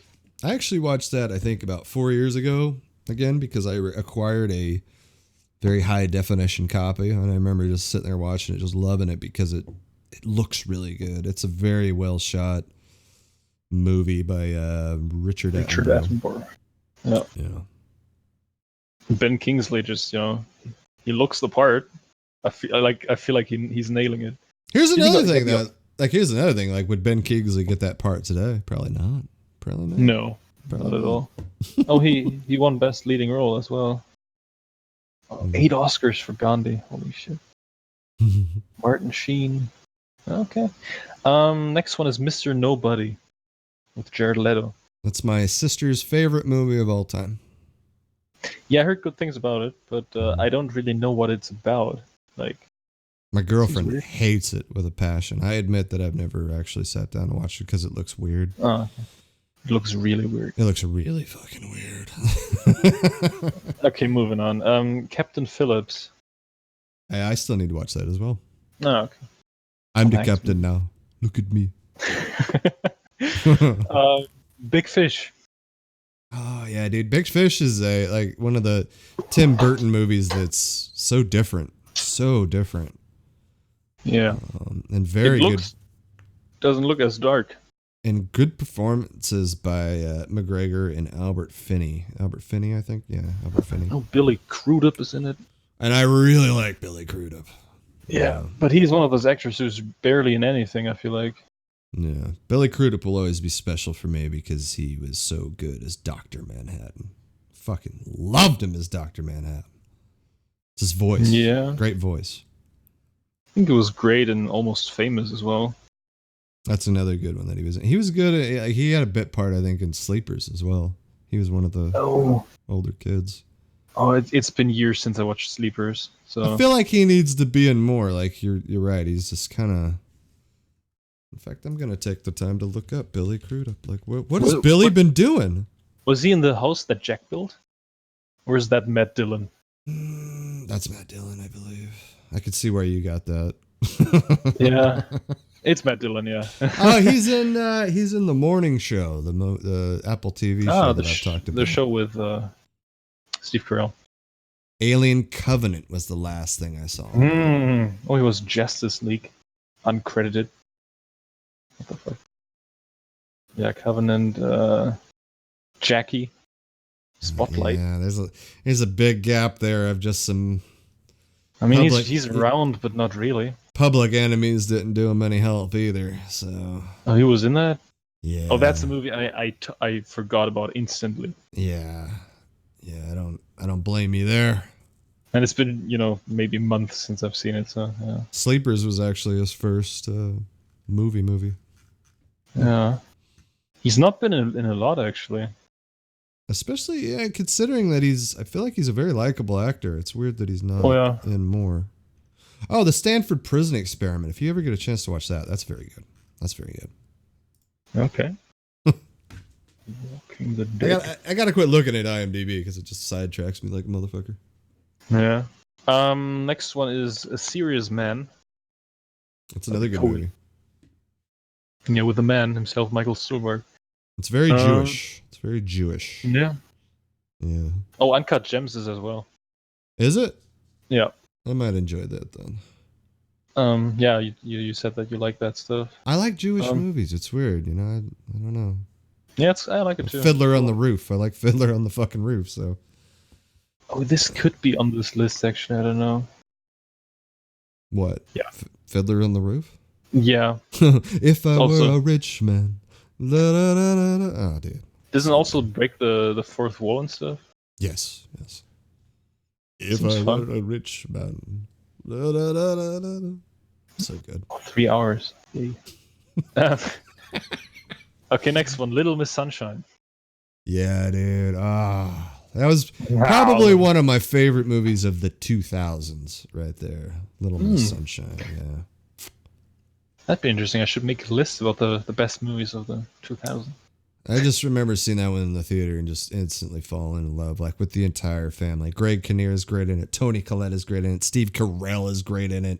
Paul Dano is really great in it. Oh, he's in that. I believe that's the first time I ever saw Paul Dano, and I remember thinking, this kid is so weird and strange, but he's compelling. And that was before There Will Be Blood. Yes. Yeah. Okay. I like Paul Dano a lot. I've always really liked Paul Dano. The Riddler. Yeah, I'm excited about that, dude. It's like I hear that. I hear him as the Riddler, and I'm like, yeah. And then I hear Colin Farrell as Penguin. I'm like, ah. Yeah, but Colin Farrell is great. My friend who's in Canada currently, he watched The Gentleman, which is not out yet here, and he said that Hugh Grant and Colin Farrell were great. So, and he liked it a lot. You know, it seems like a movie I could enjoy because Guy Ritchie. That movie's actually out here, so yeah, right. I would like to see that. On. I think I might see Birds of Prey, though. I think I might see Birds of Prey this week. Next week. It's a decent watch, actually. Yeah. Mm-hmm. Can't go wrong, actually. Like, Birds of Prey is nothing where you go out of the cinema and say, yeah, that was boring. You know, it's good entertainment. So seeing that in the theaters is, you can do that. Yeah. Next one is If Beale Street Could Talk. Oh, the movie by the guy that did Barry Jenkins. Yeah. Barry Jenkins. Yeah. I have not seen that either yet. I have not seen that. He won some Oscars last year, I think. Mm-hmm. Next one. Face Off. Oh, brother. God, you gotta watch Face Off. Man, I know. Face Off is just so much fun, man. They swap their faces. It sounds so stupid. But yeah. It's a trip. It's a trip to see Nicolas Cage acting like John Travolta and John Travolta trying to act like Nicolas Cage. But John Travolta is terrible. He's just... John Travolta always... When he tries to do villain, he does the same villain every time. Which is this laughing, maniacal idiot. And like it's so weird. Like, I'm not giving anything away here. But when you are introduced to Nicolas Cage's character, Castor Troy, as the real Nicolas Cage, you're like, God, this dude is fucking so over the top and bitching. And then when John Travolta takes over his character, you get what he's trying to do, but it's just not in the league of Nicolas Cage. But that's just a fun John Woo fucking romp right there. Yeah. Which John Woo movies did I watch? I think I watched only Mission Impossible 2, and that's it. Jesus Christ. Yeah, I know. That's the worst one, man. It's so bad. It's pretty bad, yeah. Moving on. Speaking of Nicolas Cage, Con Air. Yeah, dude. Almost saved the fucking day. It's so good. It's just, again, like, Nicolas Cage had this weird action, like, it started with, like, The Rock, and then he had Face Off and Con Air, and it just kind of was, like, clumped together there, and I swear to God, he was the man for those, like, 4 years there, in terms of blockbuster. And even, like, Con in 60 Seconds was another good one, but not in the league of, like, Con Air was just, it's one of those movies that, if you don't have fun with Con Air, and Face Off for that matter, I just don't know what to tell you. Like, you're just not a fun person. It's very over the top. It's extremely. I mean, I would expect that. Yeah. I mean, Nicolas Cage is always kind of over the top. But the Nicolas Cage long hair is terrible. It looks so bad on him, dude. All right. Next one is a movie that has 8.7 on IMDb. It's called Harakiri. It's another samurai movie from the 60s. Not a Kurosawa? Yeah. No, it's not Kurosawa, actually. There were other ones? Kobayashi. Yeah. All right. Jerry Maguire. Man, 8.7 is high. That is really high, yeah. So I've seen stills from this movie, though. So me too. I think I probably like on Watch Mojo or some shit. I saw something on it. Seems to be like a legendary movie, but hard to get. Mm. Anyway, Jerry Maguire. Yeah. Yeah, you got to watch Jerry Maguire. Jerry Maguire is just, again, a fun fucking drama comedy movie. Yeah, and Tom Cruise. Yeah, and Tom Cruise, man, there's some scenes with Tom Cruise that are just so fucking fantastic in that movie. I don't know if you know about the show me the money thing, but I love I do. that whole show me the money fucking part. Pretty funny movie. I saw that. Cuba Gooding Jr. on the Oscar. Yeah. That. Yeah. It's kind of, dude, it's kind of weird when you think about it. Cuba Gooding Jr. has an Oscar, but Brad Pitt doesn't. Well, you could talk about a lot of actors though that don't. I mean, Edward Norton, Oh, he doesn't have one? There's a lot of people that don't have Oscars, bro. Come on, man. Edward Norton doesn't have an Oscar? Joaquin Phoenix doesn't have an Oscar. Yeah, right. Yeah, Yet. True. I tell you what, though, we'll be seeing Adam Driver in that Oscar category a lot. I feel like. Hell yeah. Yeah, because I don't see. Yeah, I think now that he's free of the Star Wars, I don't think he's going to go. I don't see him going back to franchise. I feel like he wants to push his acting. So, yeah. Yeah, would be the right choice. Mm-hmm. Miller's Crossing. Oh, yeah. Oh. Yeah, it's one of the first Coen Brothers movies I saw. And that, again, has a very good soundtrack. Very good soundtrack. Okay. Yeah. And I like Gabriel Byrne in it. John Turturro. I have issues with John Turturro. I'll say that right now. Oh, really? Yeah, I do. I don't think he's amazing. I think he's just good in certain movies because I think he's kind of irritating to me at times. Yeah. But that movie and Quiz Show, I love him in Quiz Show. But he's very good in Miller's Crossing. That has a good Irish mafia. It's a good Irish mafia movie. Okay. Mm-hmm. Another Coen movie, Raising Arizona. God, man, you're killing me here, man. You got to see Raising Arizona. I know. That soundtrack. And it's got like one of the longest... That's why it's on the list, because I want to see it. And it's got like one of the longest openings, if I remember. I remember sitting there for like 20 minutes, 25 minutes, and then all of a sudden it just goes across the screen, Raising Arizona. You're like, what the fuck? Like, that was the longest fucking... 20 minutes. Yeah, like if I remember correctly... only 90 minutes long. Yeah, but if I remember correctly, like it takes about 10, 15, 20 minutes for that fucking Raising Arizona to show up. But it's classic. Classic. He's so good in that movie. But John Goodman is also good in it. And so is Holly Hunter. I really like Holly Hunter. I've always liked Holly Hunter. I don't know who that is. Holly Hunter, she won, I guess, what have you seen her in? Maybe Batman vs. Superman. Not a great movie for her to be in. Big Sick. Incredibles 2. She won the Oscar for The Piano.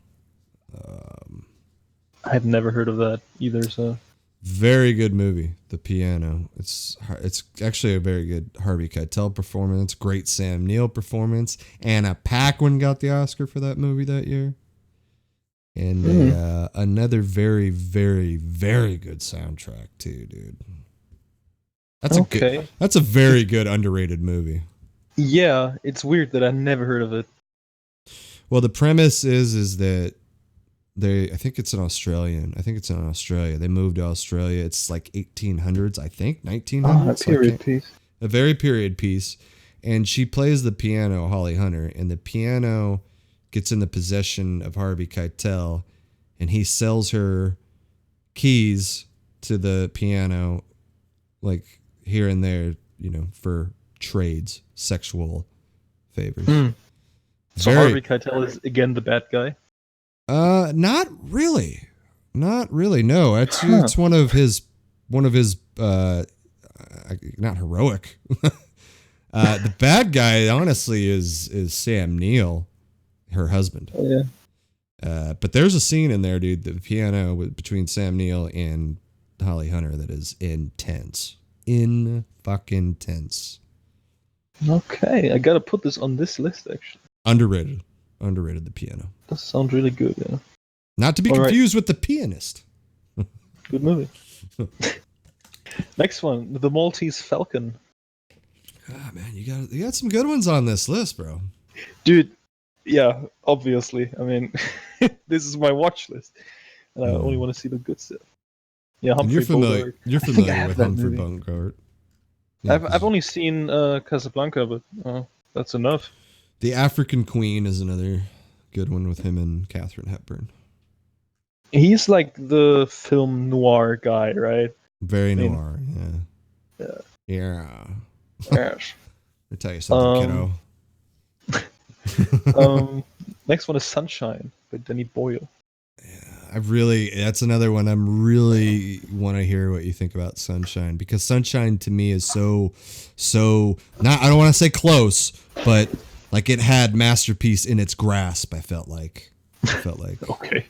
but they fucking lost the string to the balloon. You know, I don't know what they did, but it takes a weird turn. Sunshine. Yeah, that does happen. Sometimes. Great cast, dude. Great cast. Oh yeah, really good. Yeah. Chris Evans before he was Captain America. Speaking of Danny Boyle too, I completely forgot he was the guy that directed Steve Jobs. Oh really? The one with Fassbender, and that movie underrated. Oh, I think it's just called Jobs. No, Or that's that's the one Ashton with Kutcher Ashton one, right? Kutcher. Yeah. Okay. Ashton Kutcher really does look like Steve Jobs. He looks like him more, yeah, but I thought Fassbender did a pretty good job. Like Fassbender. He He's tries a to better actor. He tries to get his voice, down. Yeah. Yeah. Okay, we don't have to talk about the next one. It's Dune. Coming out this year, I think this one coming out this year. Okay, all right. Yeah. Yeah. Did you wait a minute? Have you seen the '80s one? I think Of course. Okay, all right. The Illusionist. Yeah. Yeah. It's funny about The Illusionist, because The Illusionist has this weird thing with me, because it came out the same time as The Prestige and people were comparing it to, and it really irritated me. So The Illusionist is fine, I suppose, but it just is always going to be in the shadow of The Prestige for me. So the next one's interesting. Lords of Chaos. Yeah, I enjoy that movie a lot. I heard it's pretty fun, yeah. Mm-hmm. And I really like the Culkins, Rory, and the other one, not Macaulay, Emery, not Emery, Kieran, yes, Kieran Culkin. Yep. I love Kieran Culkin is amazing, Culkin. Yeah. But Rory Culkin, because he's the one in this one, I believe. I thought it was Kieran Culkin when I saw the trailer, but it's actually Rory Culkin. No, it's Rory, yeah. He's very good in this movie, Lords of Chaos. It's pretty dark. That's what I heard. That's why I want to see it. Yeah. Next one's a Korean movie called Burning. More Korean movies. Yeah, I think it came out last year. It's with a guy with Glenn from Walking Dead. I just saw this, I don't know if it was on Amazon or something, but it's available somehow for me as well. I think it is on Amazon now. Somewhere, yeah. Yeah, it is, yeah. Okay. I know. So maybe I'll watch it. Maybe I'll watch it. Because I heard good things about it, but it's also supposed to be really strange and weird. I think we need to just get into Korean film now. Not a bad idea. I mean, honestly though, not to be joking about it or anything. I'm not trying to be a dick. I've heard good things about South Korean films for a while now. So. Yeah. After seeing Parasite, I mean, like I said, the bar's probably been really raised there, but I'm interested to watch more. Especially if the story's good enough, Actually, there's a movie called The Good, the Bad, and the Weird, which is a Korean remake of The Good, the Bad, and the Ugly. And actually, Song Kang-ho, the guy who plays the father in Parasite, is in that as the Weird, as basically Eli Wallach. And it's not a straight up copy of the it's not a bad remake. It's actually kind of original and cool. It's good. It's kind of weird in a way, but it's cool. There it is, The Good, the Bad, and the Weird. I really like the guy that played the. There's this presence about him, man. I don't know what He's a great actor. Yeah, he was also in Snowpiercer, I think. Yes. I want to watch that again, Amen. I'm kind of afraid that now that he's on the radar of people, that Mhm. maybe he's gonna be cast as some Marvel villain or something. The Ken Watanabe effect. Yeah, maybe. Yeah, Would be sad. yeah. Um, It's tough because you need to make better roles. I don't want to be one of those guys for pushing diversity, but I feel like Asian actors in particular seem to get typecast. Like that's pretty true clear. that. I think that's very clear that happens in Hollywood a lot. So, Next one on my list, Chaplin. oh, dude, another Richard Attenborough like masterpiece. Oh, yeah. Yeah, that Downey Jr. has made some fucking really good performances, but that movie he should have got an Oscar for that movie. Mhm. And Kevin Kline is Douglas Fairbanks Jr. Very good. Kevin Kline. That's Yeah. the guy from Silverado, right? Yeah, Kevin Kline. Nice. I love Kevin Kline, man. Kevin Kline, I've seen so many of his movies. I've Fish Called Wanda. Wild Wild West. Yeah, not that. Not that. That's the first movie I've seen him in, and that's kind of sad. If you ever get a chance, Life is a House. I think I've told you about that movie. It's the only movie that I'd say Hayden Christensen was good in. Father and son movie. That's interesting. Father and son. Yeah, movie. okay. Mhm. Trying to hook me. Okay, next one is called Tropa de Elite, or Elite Squad. I think is it a Colombian movie? No, Brazilian. It's with the guy who played Pablo Escobar in Narcos, and it's also 8.1 on IMDb. It's just some rough police thriller something. Is it from the something to do with City of God on the poster there? What is that? Yeah, I don't know. I don't know what it's about really, but It looks like there's another one too. Elite Squad: The Enemy Within. yeah, that's also really high rated. So interesting. And we both like that guy, I think. Oh yeah, he's great. Wagner Mora. Yeah. Another one of these weird face guys that, there's something about dudes with weird faces, Recognizable. That's good. I guess that's true, yeah. Next one is a Chinese movie, Crouching Tiger, Hidden Dragon. I think that was nominated for several Oscars. Yeah. It won 4 actually. Okay. Never was a fan. It's just too much, running up the trees bullshit. Yeah, I know what you mean. I don't like that shit at all, man. I just, and it's sad because there's so many of them. I kind of wish I could appreciate them, but I don't like to see people just gliding like stupid like that. It's just, I don't know. I can't get into it. The next one on my list. I like Chow Yun Fat. I like. Oh Chow yeah, Yun he's Fat. cool. Yeah. Next one is House of Flying Daggers, which is I think similar thing. Yeah. Very Chinese historical weird flying movie. Mm-hmm. I think it's called the sword movies. When they have swords, they have superpowers or something. It's weird. Next one is Black Mass with Johnny Depp. I have not watched this either. I kind of, that's a movie like we should schedule that to watch at the same time if we ever could. Cause yeah, that would be cool.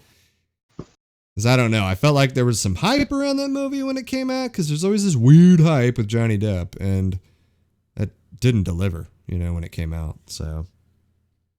Yeah, but it might be one of the better recent Johnny Depp movies, It's got to be better than Public Enemies, Oh yeah, sure. Next two movies are both, I think, prison movies with Ben Mendelsohn. Okay. Startup and Animal Kingdom. Animal Kingdom's a must. It's good. Have you seen it? Yeah, Animal Kingdom. Yeah. Okay. Yeah. Joel Edgerton. Yeah. I have not seen Startup though. Yeah, that's a small Australian movie, I think. But I'll watch anything with Mendo. Yeah, I'll watch anything with Mendo. I'm still blown away at the fact that when I mentioned to you Quigley Down Under the other few episodes ago, yeah. And you're like, Ben Mendelsohn is in that, and as soon as you said it, I knew exactly which character it was because I've seen it like many times. So Yeah. I almost said a lot of times, Amen. A lot of times. So that wrong? That's totally wrong. That's why I switched it to many times. I'm not native speaker. So I'm just trying to say to you, man, don't ever, I know you're down on your English sometimes. My English, Jesus, it's terrible sometimes. A lot of times. What an idiot. Won't notice. Anyway. The Magnificent Seven. The original? Yeah. Okay. Steve McQueen. Now Charles we're talking. Bronson. Now Eli Wallach. Not that Antoine Fuqua bullshit. Which is not a bad movie, though. I liked it. I struggle with Fuqua movies. Yeah, you don't like Training Day, right? No, and I don't like, I think he did that fucking King Arthur movie that I didn't like either. Oh, really? Yeah. I think that's not a good one. You saw that? Yeah. Oh, wow. You mean the Clive Owen one, right? Yeah, the Clive Owen one. I thought it was a fucking yeah. terrible movie, man. I remember my family really liked it a lot. And I just like, man, that movie's fucking terrible. Like, I will say this, though. I like Brooklyn's Finest. I do like that one. That one's not bad. Okay. Not bad. Not bad. Three Kings. Yeah, dude. You got some good movies on this list, dude. Like, you do have you got a lot of movies to watch, bro. That's true. Next one is a Norwegian movie called Stealing Horses. From Norwegia. Right. It has Stellan Skarsgård, so yeah. Dude, I was gonna make a joke and say, does it have Stellan Skarsgård? It has, but he's actually not from Norway. He's from Sweden. But he's in a lot of Norwegian movies. Well, does Norway have a bigger film scene? Is that why? I'm not sure. I'm more familiar with Norwegian stuff than with Swedish, I think. Because Germany has a film thing going, right? I know they do. Right. France has a film. Oh yeah, French movies are great. German movies tend to suck because we mostly produce comedies and they kind of cheap. The Schnitzel. Yeah, but sometimes we have Oscar contenders. So I just think Germany as a country is. I feel like they're able to have fun with themselves. You're very, I don't know. Like you think I as an outsider, you think of Oktoberfest and shit, and you just think they know how to have a good time. So France, not so much. I feel like when I think of France, I see what you mean though. Yeah, I think of France just little foo fucking all this bullshit. Like they don't like us. I know that. So why would I go to France? All right. Next one's Wag the Dog. Oh yeah, Barry Levinson. Yeah. Dustin Hoffman, Robert De Niro, Woody Harrelson. Barry Levinson though has got some good movies under his belt. What did he do? Rain Man. Oh. Yeah, that jumps out at you, doesn't it? Other than that, I don't know. It's funny, dude. I was talking movies with my uncle when I was in Cali, and he's like, Dustin Hoffman, I don't get it. Like, what was he even in? And I just look at him like, Rain Man? The Graduate. Yeah. He's like, what is that, it? It's like, dude, what is wrong with you? Dustin Hoffman is fucking amazing, man. Yeah. I have to say, though, I always liked Levinson movies. Diner is very good. Diner. That's his first one, I think. Just saw that. Yeah. The Natural. The Natural, the Robert Redford baseball movie. Isn't that it? Yes. Yeah. Good Morning Vietnam is very good. Oh, I own that. Haven't seen it, though. And then I really, really, really, really like Bugsy. I know a lot of people don't like Bugsy. A lot of people don't like Warren Beatty. But I like Bugsy a lot. Bugsy was very, very good. Harvey Keitel. Bugsy Siegel, the man that invented Las Vegas. Las Vegas. Oh, good invention. Well, yeah. Yeah. Look, America's got a big stick up its ass, okay? Like, they don't like to have a lot of fun. At least we have Las Vegas out there. Because that place, I mean, I just feel like you need that at least somewhere where you can, let loose. Yeah, sure. Yeah. Yeah. Yeah. Next one is French Connection. It's another good movie. Popeye Doyle. Yeah. We have that on Prime, and I started it. I watched like 10 minutes and had something else to do. I don't know. Should finish. Yeah, I'm not gonna do this right now. I'm not gonna. Yeah, sometimes it's just like that. The Abyss, of course. Please, for the love I know, of God. I know. Frost Nixon. Probably like $4 DVD too by now. I'm sure. Yeah, it shouldn't be that hard to get. So yeah, I could. And Frost Nixon's worth watching. Worth watching. I have it on DVD. I bought it. I haven't seen it. That does happen a lot. A Backdraft. Yeah. Oh, please. I think watch I can. Backdraft. At the store where I buy movies, they got Backdraft 1 and 2 as a bundle for $20, and I just think, I don't want to have Backdraft 2. Don't do that. Don't do it. Yeah, right. Do not do that, Almond. Please don't do that. But they don't sell it separately, so fuck. Just wait on that one when you get a chance. I know. Yeah. Backdraft is one of Ron Howard's best movies. One of his best movies. Really good. It's really appealing. Really, really good performance and different performance, I feel like, for Kurt Russell as well, because he's kind of cold in the movie. Yeah. Yeah, dude, I love Backdraft. Love Backdraft. Yeah. Billy Baldwin. Billy. Glenn Ross. That's one of your favorites. Fucking. Sometimes acting just, sometimes you got to watch a movie that, has acting just is so amazing, and that is one of those movies. Ed Harris, fantastic. Al Pacino, fantastic. The 10 minutes of Alec Baldwin are the best 10 minutes of Alec Baldwin you'll ever see. Is that the "you are shit" part? You are shit. You are. Yeah. You see this watch? This watch costs more than your car.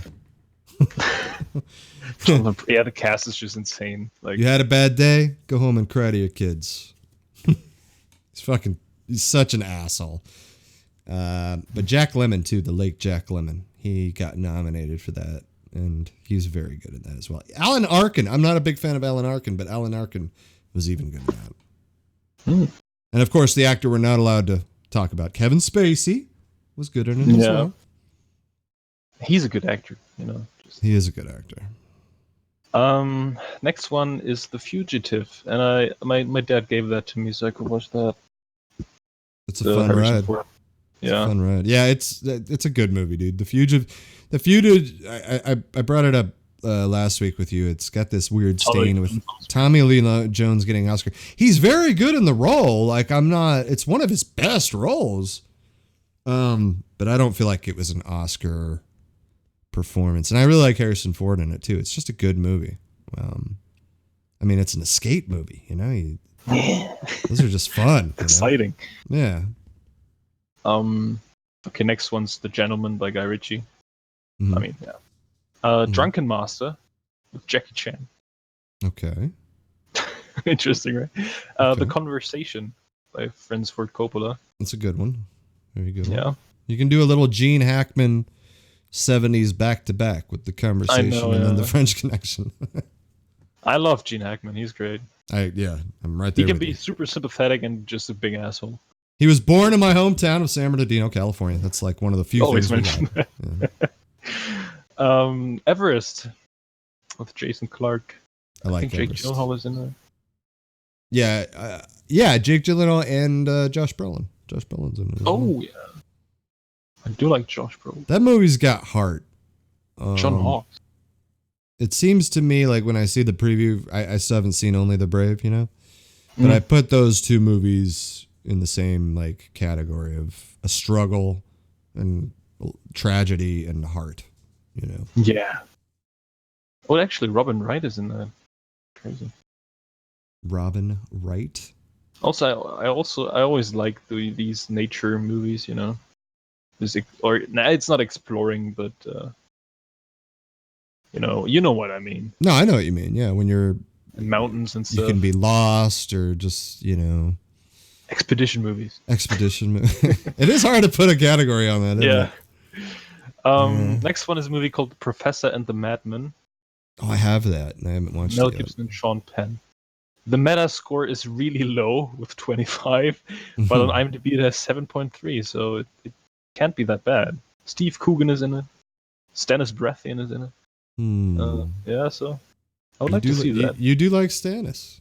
He's great, dude. I mean, he He changed my mind in Outlaw King. I was never a fan, but I really liked him as Edward the Longshanks. So yeah, I'm with you. I'm with you.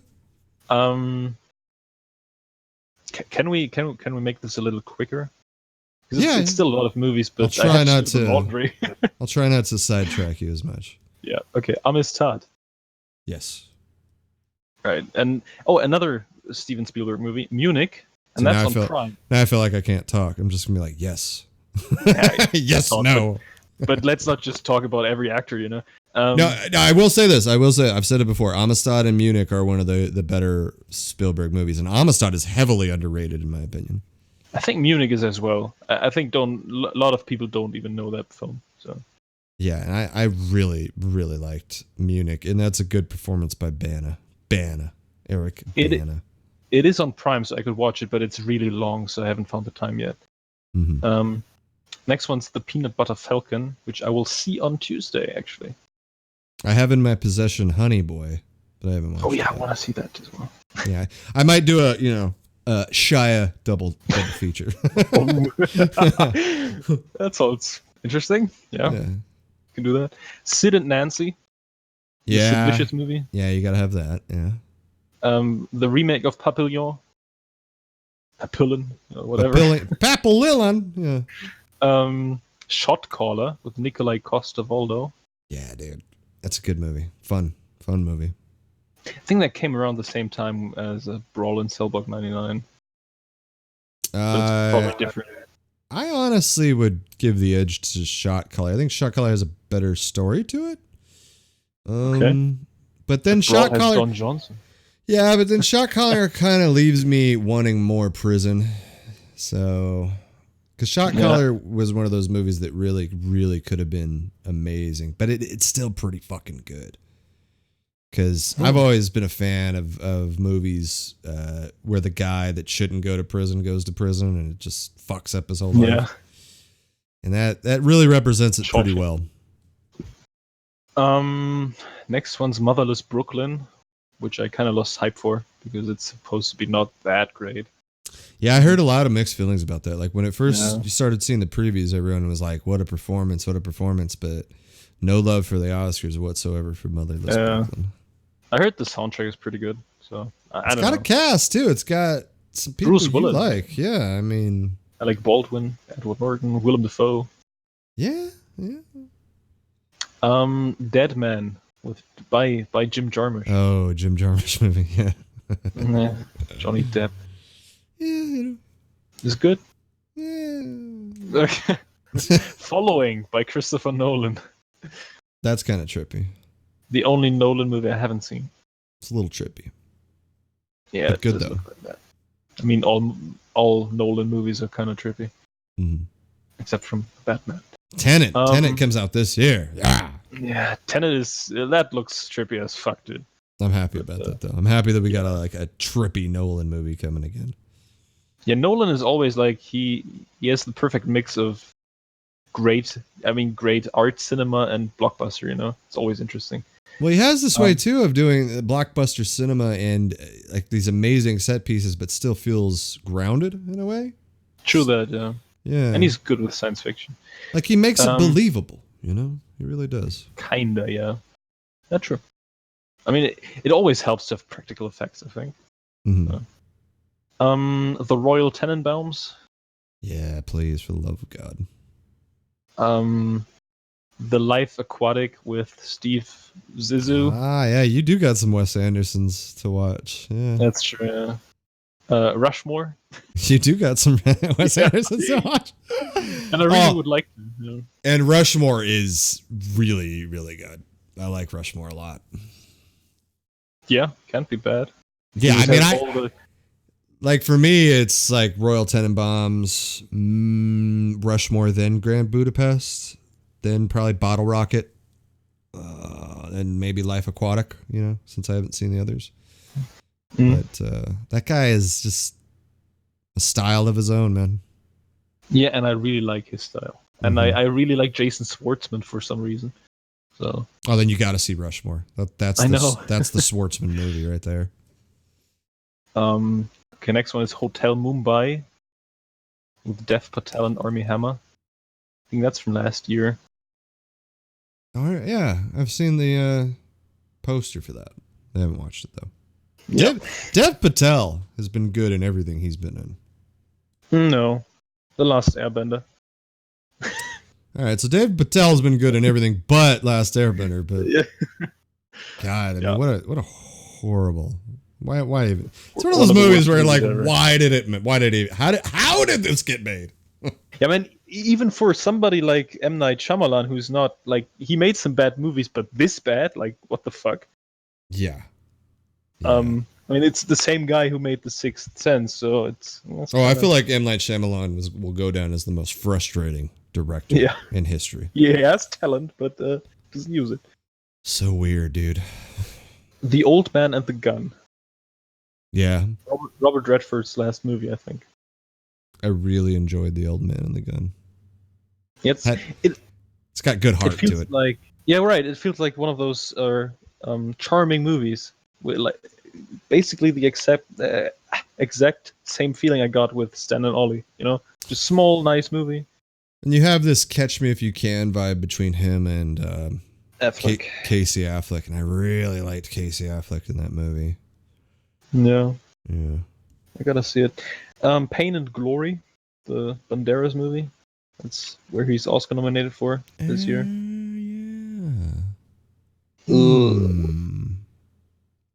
The People versus Larry Flint. Oh, for the love of God, Amin, you need to watch that one. That's that right there was so good, man. Ed Norton as well. And Woody. Yeah, and that's one of my favorite Edward Norton movies. He is great as the lawyer. But Woody Harrelson, man, that was arguably an Oscar performance by him. Yeah. I always mixed it up with Boogie Nights somehow back in the day. Yeah, it came out around the similar time. It was close. Actually, is it okay if we make like a 15-minute break? A 15-minute break? I have to do the laundry. Jesus Christ. Yeah, I'm sorry. What am I supposed to do? Go take a shit? Yeah. Why not? No, that's fine. That? Yeah, that's fine. We're gonna. I'll text you when I'm back. Okay. All right. So we'll go on. Be right back. See you in a minute. All right. All right, ladies and gentlemen, I'll be back in 15 minutes. I've never had a request for 15 minutes before in my life. I was definitely up for a 5-minute break, though. 100%. But yeah, if you guys that are here, if you guys want to leave, maybe come back in 15, I'll totally understand. I'll probably be back in at least 5 minutes or so. I don't know. Maybe I'll get up and walk around. Maybe I will take a big giant dump. I don't know. But so far, it's been a good show. I love doing this show. Anyway, I'll be right back.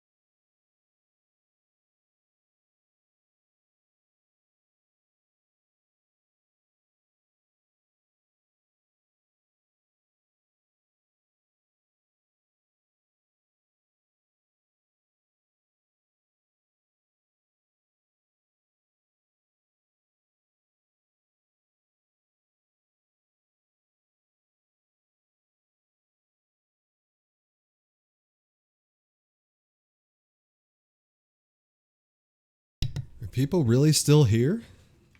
Yeah, You're here? I'm here. Yeah, How long have you been here? 2 minutes. Oh, okay. Yeah, well, shit. Had me, Oh, you? had me worried there, All right, moving on with Moving my watch on. list. Empire of the Sun. Yeah. Yeah. Christian Bale in his first role, I believe. It's a good Spielberg movie as well. It's another one of those really good Spielberg movies. John Malkovich. Ben Stiller is also in it. That's weird. Ben Stiller is in Empire of the Sun? Yeah. No way. What is he, like a kid or some shit in that movie? I think He has to be. Has to be. I think he was like 20 or something. He was not a kid, I think. Oh my god, Ben Stiller is credited in this movie. What? Yeah. Oh man, I feel like I gotta go back and watch it. I like Ben Stiller though. Episode 16, Empire of the Sun, 1987. All right. Next one is Cleopatra by Denis Villeneuve. So, the movie after Dune. Okay. All right. I was like confused there for a minute. Yeah, I know. The Twilight Samurai. Sure. Do you know that? Mm. It's with the guy, Hiroyuki Sanada, the guy from Endgame. And other good stuff, Last Samurai. That guy. Highly rated on IMDb, so. And a samurai movie, so I'm in. Oh, you think you're gonna go down this like samurai trek? I mean, I did before. I always enjoyed samurai movies. It's been like 5 years since I watched Seven Samurai. I've always liked this guy though, the Hiroyuki Sanada. He showed up in Lost, and I think the season 6, and I've always liked him since then. And again, he's actually in Sunshine as well. Oh yeah, right. That's true. Yeah. He's a good actor. He is. Yeah. I think the first time I noticed him was really in Last Samurai, where he's like the total badass. Another good drop. I forgot about that. Yeah. I fucking love that movie. Yeah, it's good. Next one, what's it called in English? The Sand Pebbles with Steve McQueen. Oh, okay. Yeah, whatever. I have not seen the Sand Pebbles. I'll admit that. I have not seen the Sand Pebbles. Yeah. Is it a war movie? No.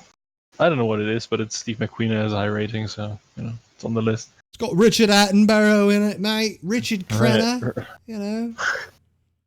Le Mans with Steve McQueen. Can't blame you. Yeah. No brainer. Tenet. Yeah, Tenet's got to be on the list. It demands to be on the list. The Batman with Robert Pattinson. Nothing is known about it, but there's no pictures or anything. But I think they started filming recently. Jojo Rabbit, of course. Yeah. Jojo. The Damned United with Michael Sheen.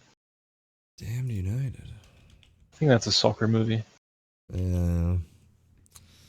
Yeah, it is a soccer movie. It feels like a very British movie, and I like British movies. I do like British movies, though. Yeah. And I like Michael Sheen. So. Yeah, so and it's Tom Hooper. Oh. Michael Sheen takes some eclectic roles too. He takes a lot of different roles. Apostle, even Good Omens. He's just right. He stretches his shit, and I think he's always been stretching it. So, and I know it sounds bad, but he's really good in Frost Nixon as well. It's just he's the best part about Frost Nixon.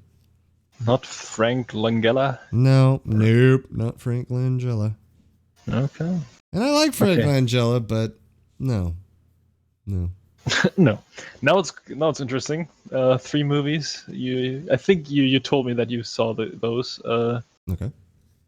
They're all by John Woo. Hard Boiled, The Killer, and Bullet in the Head. Bullet in the Head is actually John Woo? It is, but it's not Chow Yun-fat. Yeah, because that was recent. I haven't seen Bullet in the Head. Yeah, that's from 1990. It is John Woo. I don't think I've seen that one. I recommended A Better Tomorrow. Ah, okay.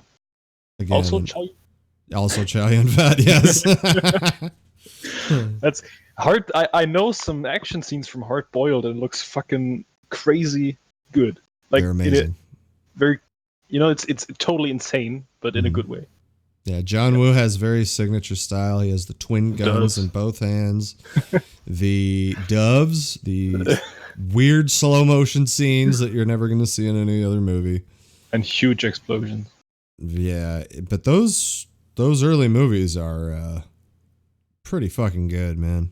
And I even like his movies here in America, but Mission Impossible 2 is not one of his best movies. It's fucking awful. Don John. I do like Don John.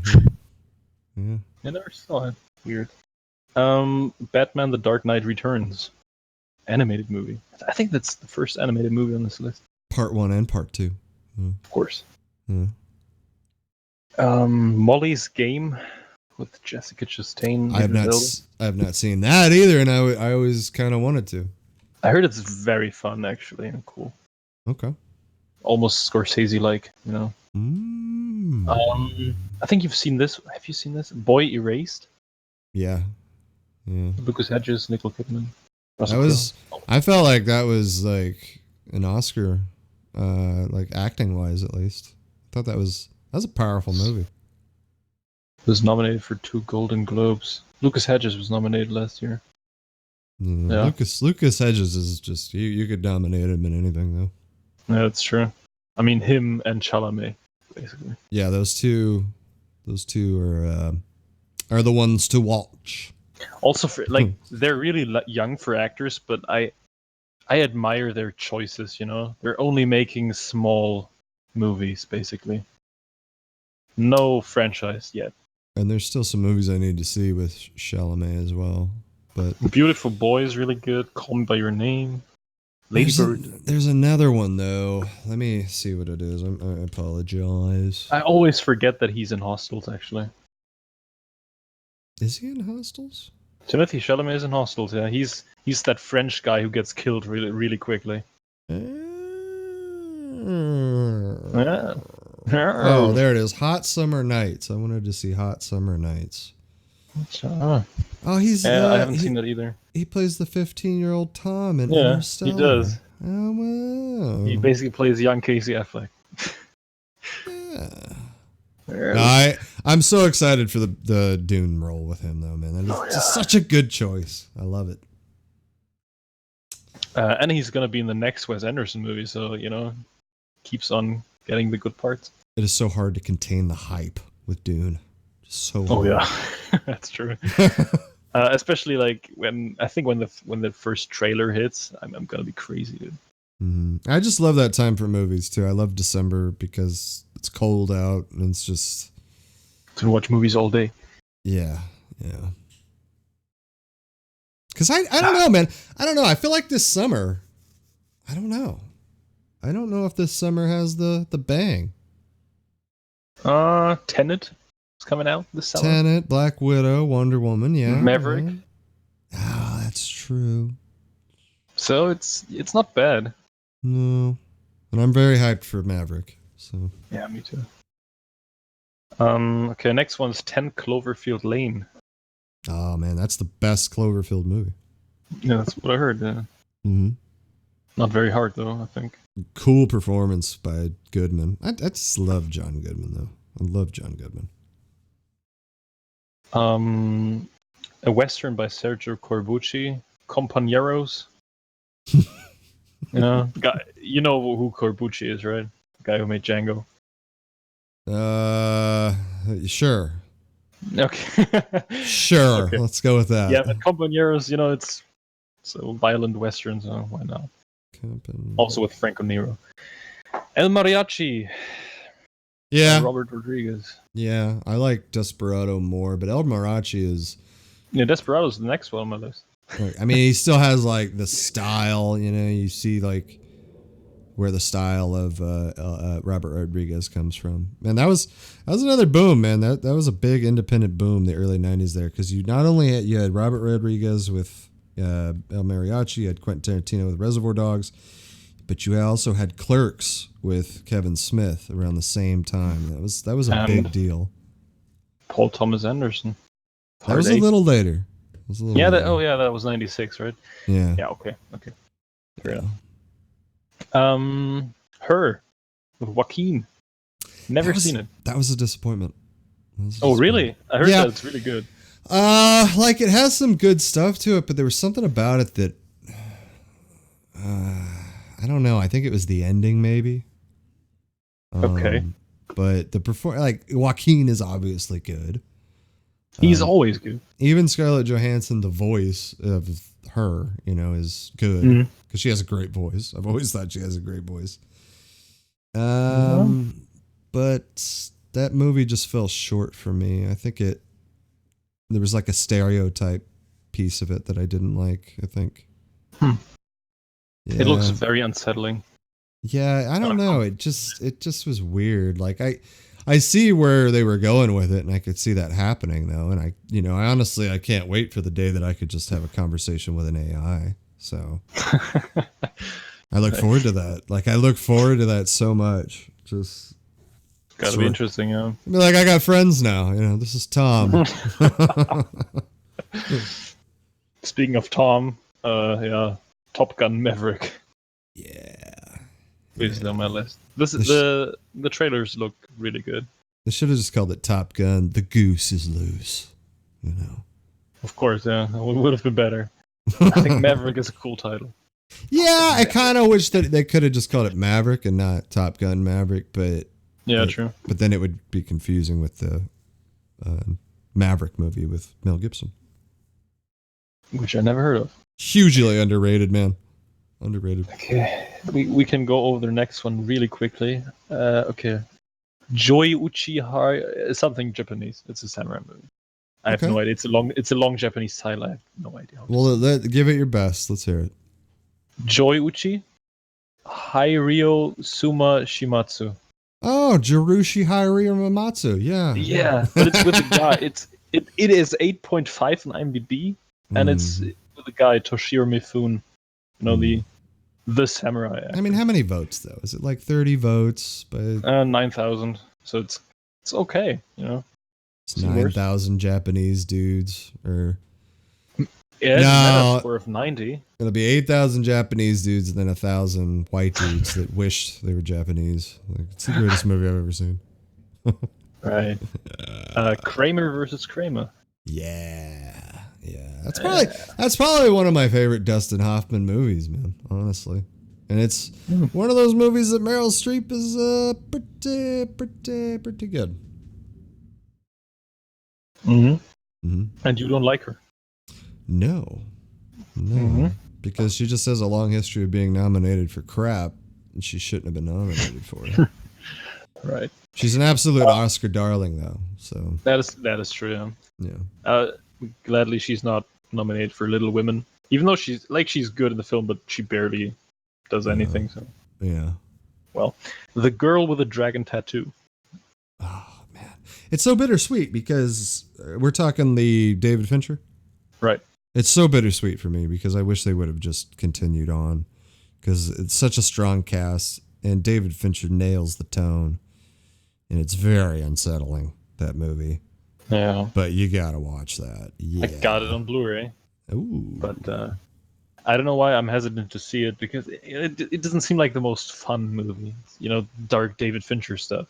It's very dark David Fincher. Better than Zodiac, in my opinion. It's actually a pretty underrated movie, I think, because it's in the shadow of the original Danish. Are they Danish? I think it's Danish, yeah. Yeah. The original Danish movies. They're fucking Swedish. I think they're Swedish, actually. I have no idea, dude. Might be. Some Viking shit. Memories of Murder by Bong Joon-ho. With Song Kang-ho, actually. 8.1 IMDb seems to be really good. Gotta see it. Bong Joon-ho. Man, what a cool name, Bong. You know? Yeah, true. Fucking Bong. I love that. Wyatt Earp. Yeah, you gotta watch. I think I would like to hear your to opinions. compare it with Tombstone. But you shouldn't compare it with Tombstone. That's the thing. Okay. But it's by Lawrence Kasdan, and he did Silverado, so can't be that bad actually. And Lawrence Kasdan has a pretty decent list of good movies that he directed. Oh yeah, but he's a better writer, I think. I mean, he wrote Empire.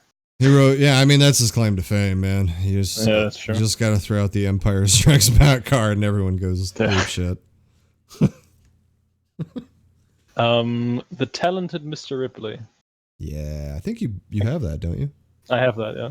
Yeah, I remember you told me you got that. That's a very good, different Matt Damon movie.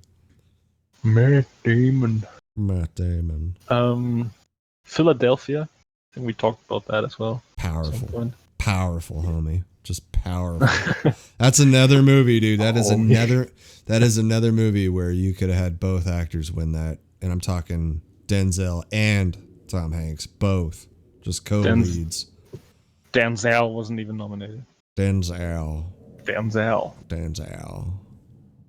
Yeah, I like Denzel Washington. And I love think his son's gonna be huge, actually. Well, I love the style of Jonathan Demme. He has a framing where he just frames the character. It looks fourth wall, but it's not. He did that in Silence of the Lambs. He's done that in a few of his movies, but I've always liked. He does it in Philadelphia. That's just a good movie. I miss courtroom movies. Like, they don't do them as much. True, yeah. In the 90s, there were plenty of them. There was especially some with Matthew McConaughey. A Few Good Men, fucking The Firm, Pelican Brief, just every John Grisham book ever made. A Time to Kill. Right, that's what I was thinking of. The Client, The Chamber. McConaughey. Yeah. Next one's Ray. Jamie Foxx. It's Ray of Charles. Yeah, it's one of that looks like one hell of a performance, dude. It's one of those movies where it's like there was no contention. There was a lock. It was a lock, especially once you saw the movie. Because, I mean, the hype was real over Ray. Yeah, but, dude, he looks the part. He just looks like Ray Charles, honestly. Taylor Hackford directed that, I think. Yeah. Taylor Hackford, yeah. Well, he's got some good movies under his belt. An Officer and a Gentleman comes to mind. Oh, Kerry Washington is in that. Actually, Kerry Washington, the only movie I know her in is Django Unchained, Oh, well, she's had Scandal forever, the TV show. Oh, right, okay. Yeah. The Last King of Scotland as well. Yeah. Okay. There's hype around her, though, every time. I mean, she got nominated for Django, I believe. No. No? No way. No way. You sure about that, sir? Yeah, she was not nominated. How do you know? Did you look it up? I just looked it up. Yeah, Christoph Waltz was the only actor nominated, and he won. It says right there, nominated. Right. She's married to Nnamdi Asomugha. He's a football player. See, NFL, pretty cool. Of course. Actually, I just found out a few days ago that. Do you know Margaret Qualley? The hippie girl from Once Upon a Time in Hollywood, who's also in Nice Guys and stuff. Right. She's the daughter of Andy McDowell. No That's way. Crazy. Really? She is. It's weird. Yeah. I mean, there's some similarity, but she was really good. I think in the show The Leftovers too, which I've raved about before. Yeah. She was also in this Foss Verdon show with Sam Rockwell lately. She's one of the newcomers, I think. I agree. She's one to watch, actually. She's one to watch. Oh, she was in I.O. and Death Note. Those Netflix movies suck. Yeah, that didn't help. That doesn't help you career. No. Also, she was in Seaberg lately with Kristen Stewart, which has 4.8 on IMDb. That's terrible. 4.8. I saw another movie. I was looking at another movie yesterday, the Natalie Portman movie, Lucy in the Sky. I remember seeing the trailer for that and actually being excited to see that, and that got like a 5.4. No, 4.6. Jesus Christ! Like the John Hamm, Zazie Beetz. That's the curiosity of like how bad can it be? Yeah, that's right. Yeah, is really on my mind with that movie, man. Ever since it's even worse than the Serenity movie with Matthew McConaughey. Yeah. And you told me that is pretty horrible. God. Sometimes it's really interesting to see these bad movies, just to see how bad they actually are. Yeah. Yeah, but the Serenity was a different It's on level Prime. of bad. I thought about watching it, but I don't know. Oh man, especially if you don't know the twist, like just watch it and you'll just be like, "Oh my god, he was right." Yeah. Not expecting much. Not even then. You're just like watching the movie and you're like, this is pretty bad. Like what's going on here? Like, these are good actors. What the fuck is happening with this movie here? Okay, maybe I'll watch it. Just, Yeah. Next one's Control with Sam Riley as Ian Curtis. The Joy Division movie.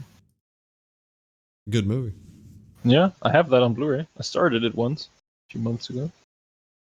Gotta finish it, but I always say with music movies, it's always hard when you don't listen to the music. You should go down a little Joy Division path, man. Maybe. I don't know. Joy Division is fucking great, man. Okay. Great band. And they became New Order after, all that stuff.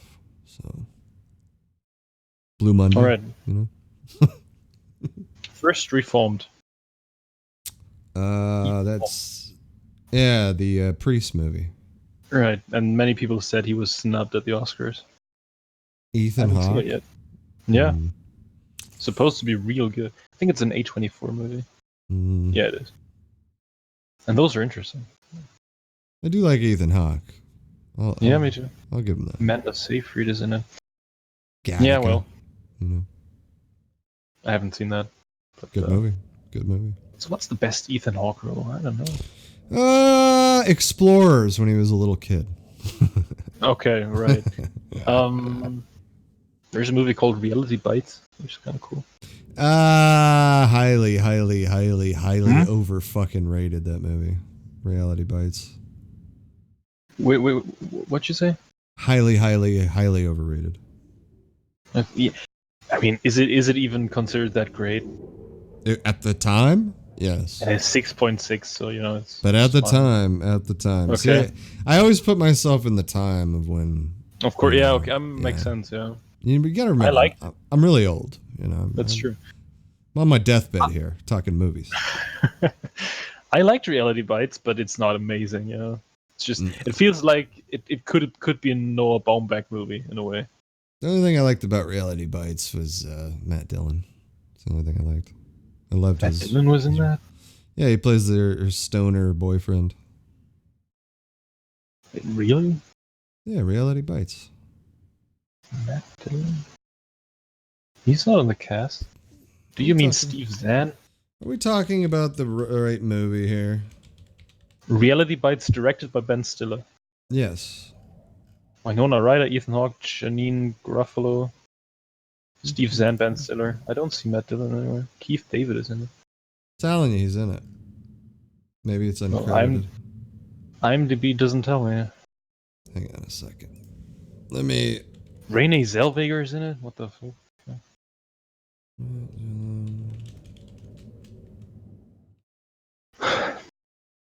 Yeah. He's right there on the fucking picture of the thing here. What? Yeah, just look up Matt Dillon Reality Bites. He's right there. He's right on the fucking cover. That's uncredited then somehow.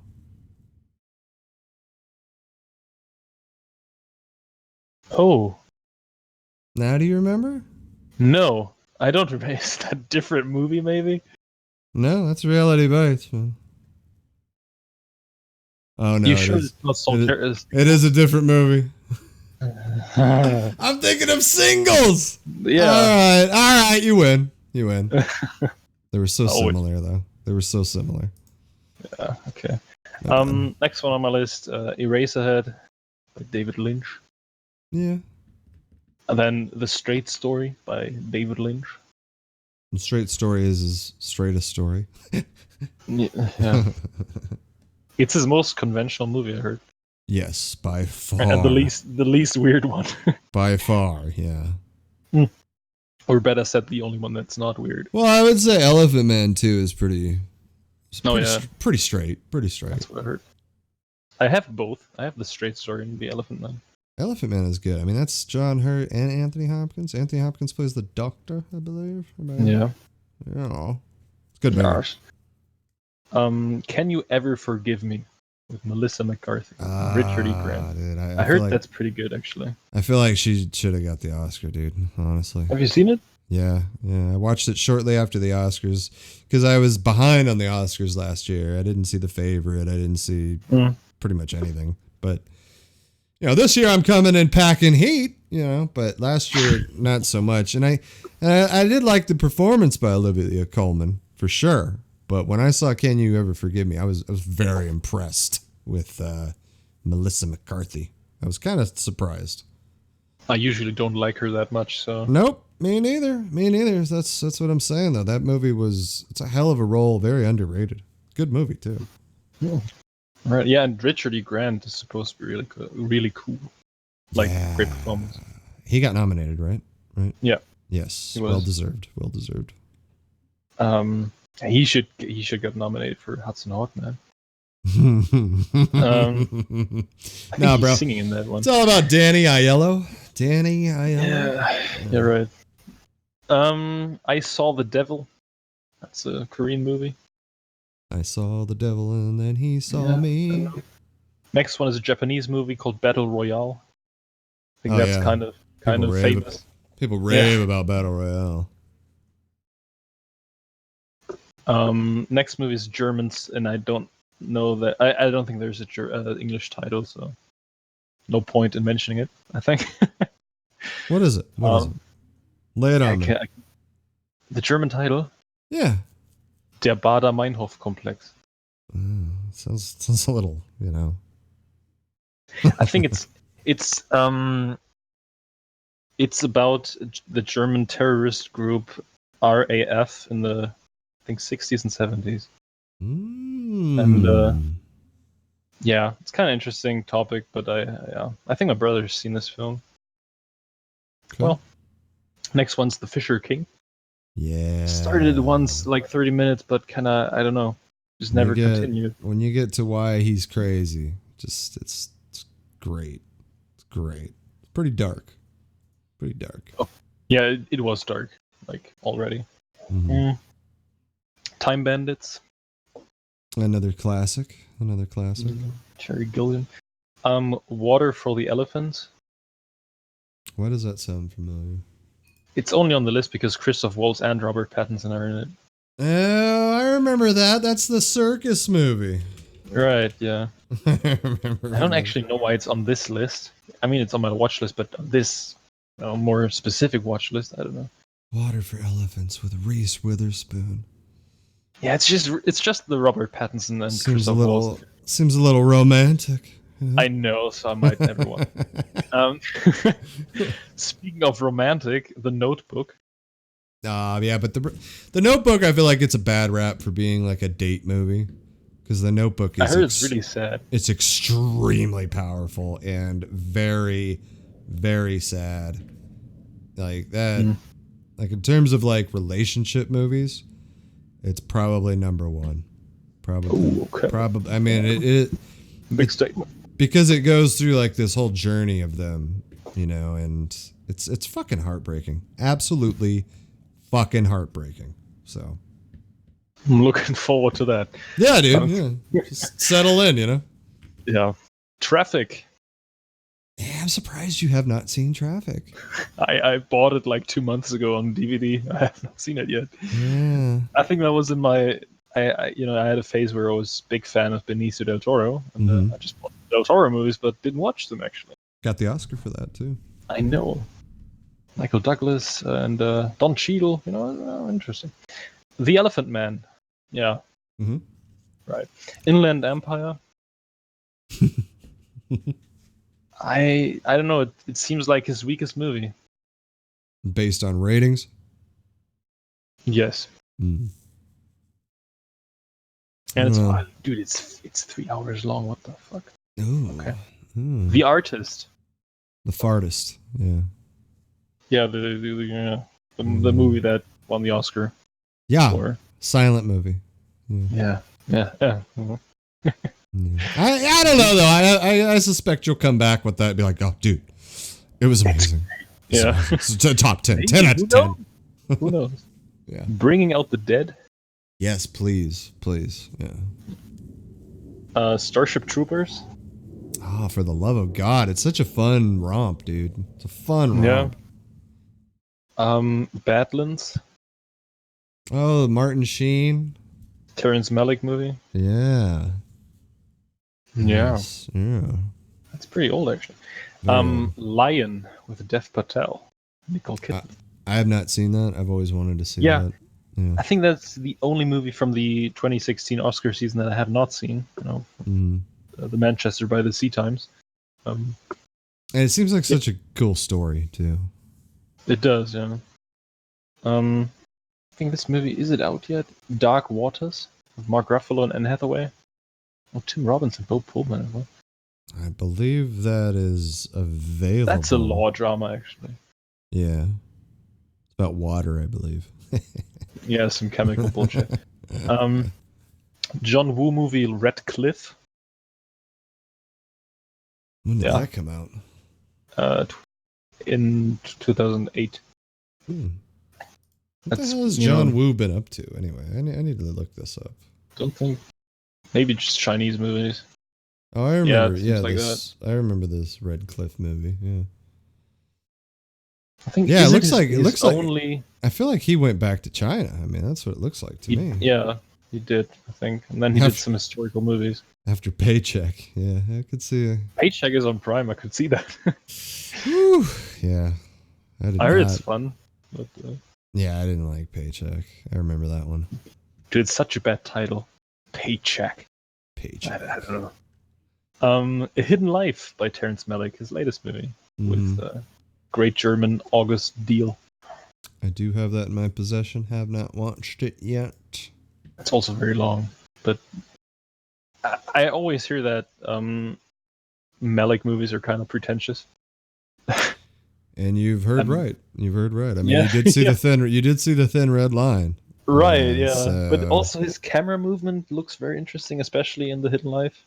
He's kind of his own thing, you know. Yeah. He's kind of his own thing. Like also the Tree of Life too, the Brad Pitt movie.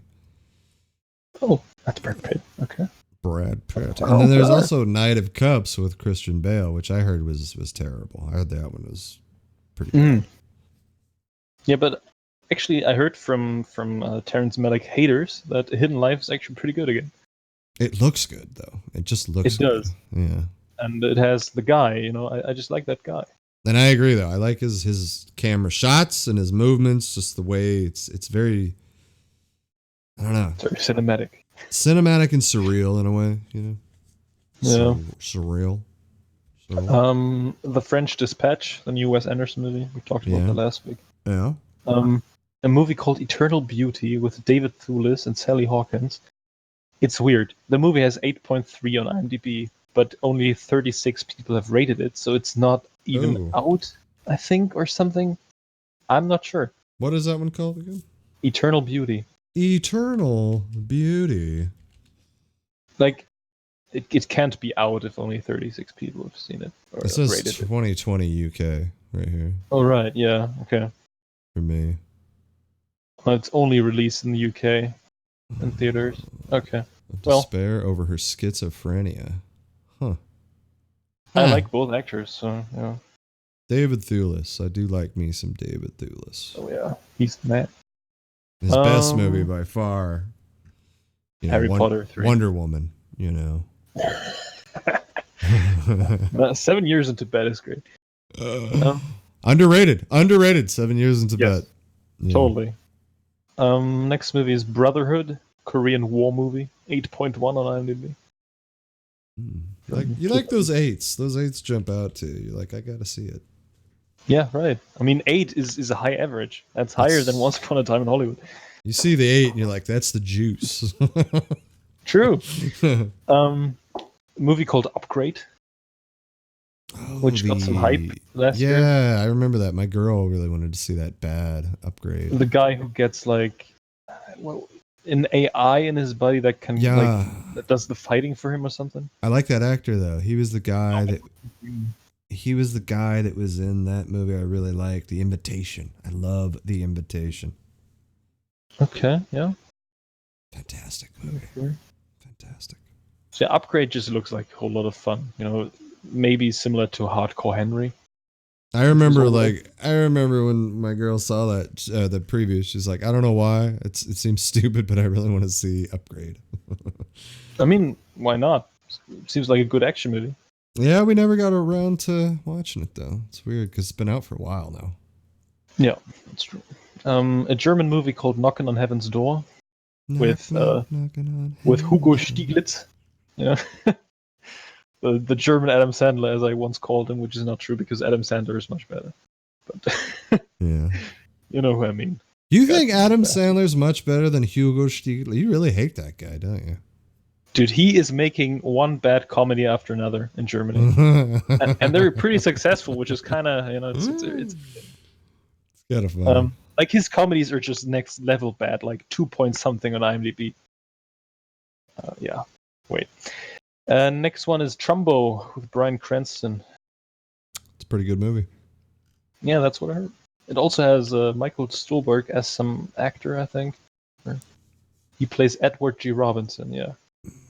I enjoy Bryan Cranston. I'm always happy for Bryan Cranston. Yeah, what he's like, has he been in something lately? I swear I just saw them. Oh, he was in a commercial from the Super Bowl. Right. That's where I saw him. A movie that has a higher rating than I expected, Guns Akimbo, with Daniel Radcliffe, who has guns nailed to his hands. Is that the thing? That's what they're nailed to his hands? Yeah, like yeah, that's the thing. Okay. 7.6. Kind of strange. Man, if there's any actor that's tried to get out of the shadow of his former self, I don't think anyone could point to Daniel. You got to point to Radcliffe. He's doing some insane roles. He takes the most weirdest and obscure roles I've ever seen, man. And I love that. I mean, Robert Pattinson does too, but he's it's different still. Guns Akimbo. And speaking of Radcliffe, Escape from Pretoria. You sent me the trailer for that, so. Oh yeah. The prison movie, the Papillon. I remember I saw that and I was kind of like, oh, this could be good, and then I think you said, it could be forgettable or something, and yeah. But it didn't look like super amazing, but I totally forgot about it though. That's the funny. Yeah, part. it's forgettable. Easy Rider. Oh yeah. Gotta see that. All the President's Men. Yeah, I do like that one too. That's another good Dustin Hoffman on DVD as well. The End of the Tour. See, you could go down like this whole Nixon thing. You could do All the President's Men, Frost Nixon. Nixon. A lot of Watergate related movies, man. Like shit. It's a lot. The End of the Tour. Do you know what that is? The Jason Segel movie where he plays the writer. Yeah. I haven't seen it, no. Okay. Eisenberg? Is it Eisenberg? Jesse Eisenberg, yeah. Yeah, that's why. Yeah, I don't like him either.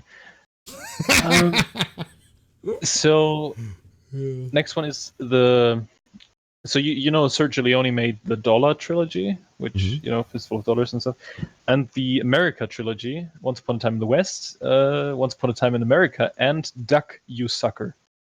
Yeah, Duck. Which also Western. Yeah. James Coburn. I haven't seen that. Yeah, James Coburn. Oh yeah, right. Yeah. Rod Steiger. Have you seen that? I've just only seen scenes. I never watched the film, but I just know of it. It's not a good title though. Duck you sucker. And Once Upon a Time in America is just one of those movies like it really could have been, I think, better. But it depends on what version you see though. That's one of those movies like Blade Runner where there's like a lot of different versions of Once Upon a Time in America. I've only seen it once, and I remember it being kind of a drag. It's a drag, yeah. It's a drag. But it's not bad.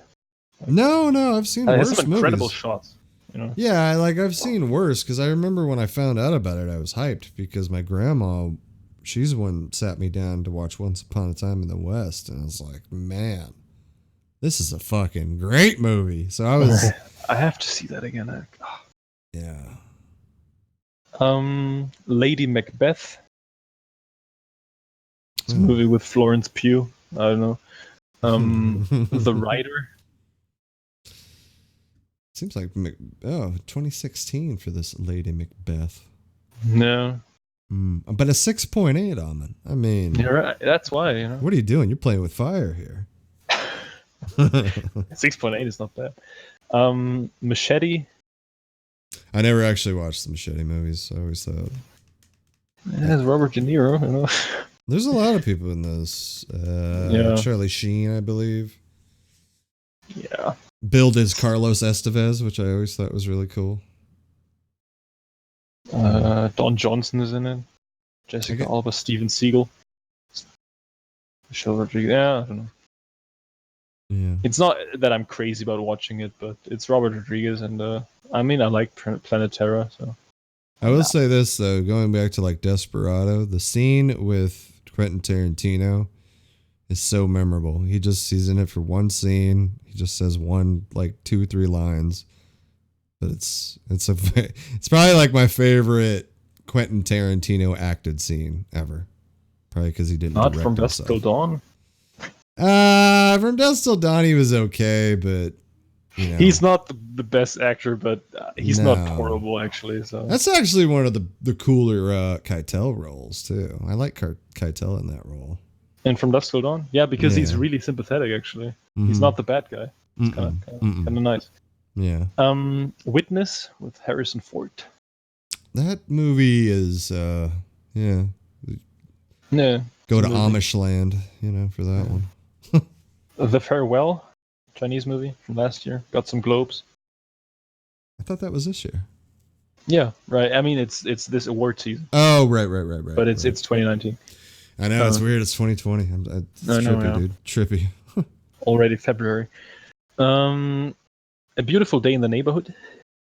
Yeah, I have access to this too, and I haven't. I don't know. Oh, that's Chris Cooper. I don't know if I'm gonna watch it before Sunday. I don't know. Maybe I will. Free Fire. I still want to see that too. The Brie Larson movie.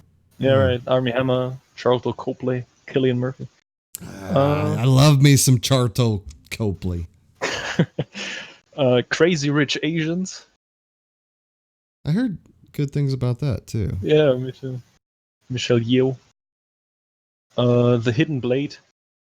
Another samurai movie. A movie called Brother from Russia from the 90s. Brother. Like 8.0 on IMDb. I think it's on YouTube, so I could watch it in Russian. So speaking of, you've mentioned Hidden a lot this episode. Hidden? You've said A Hidden Life, and you just said another movie with Hidden in the title. Hidden Blade, yeah. Hidden Blade. So I got to direct you to a movie with one of your favorite actors, Kyle MacLachlan. I thought you meant Michael Dudikoff. 1987's The Hidden. So, I'm telling you, man, it's rocking a 7.0. So I think it must be on my list because I once went through all Kyle MacLachlan movies. The Hidden. Yeah, it is on my list. One of my favorite fucking movies as a kid was The Hidden. I love that movie. Okay, interesting. Mm-hmm. All right, next one is Funny Games.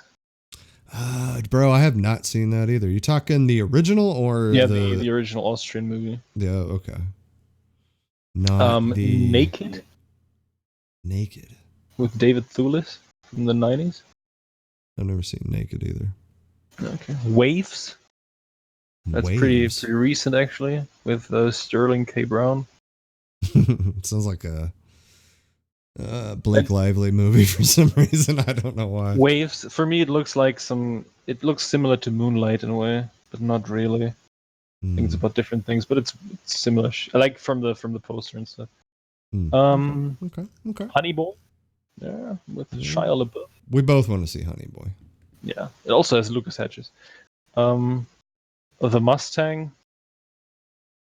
That's a horse movie about some convict who, I don't know, some therapy program with wild Mustangs and stuff. Bruce Dern is in it. It's supposed to be good. Okay.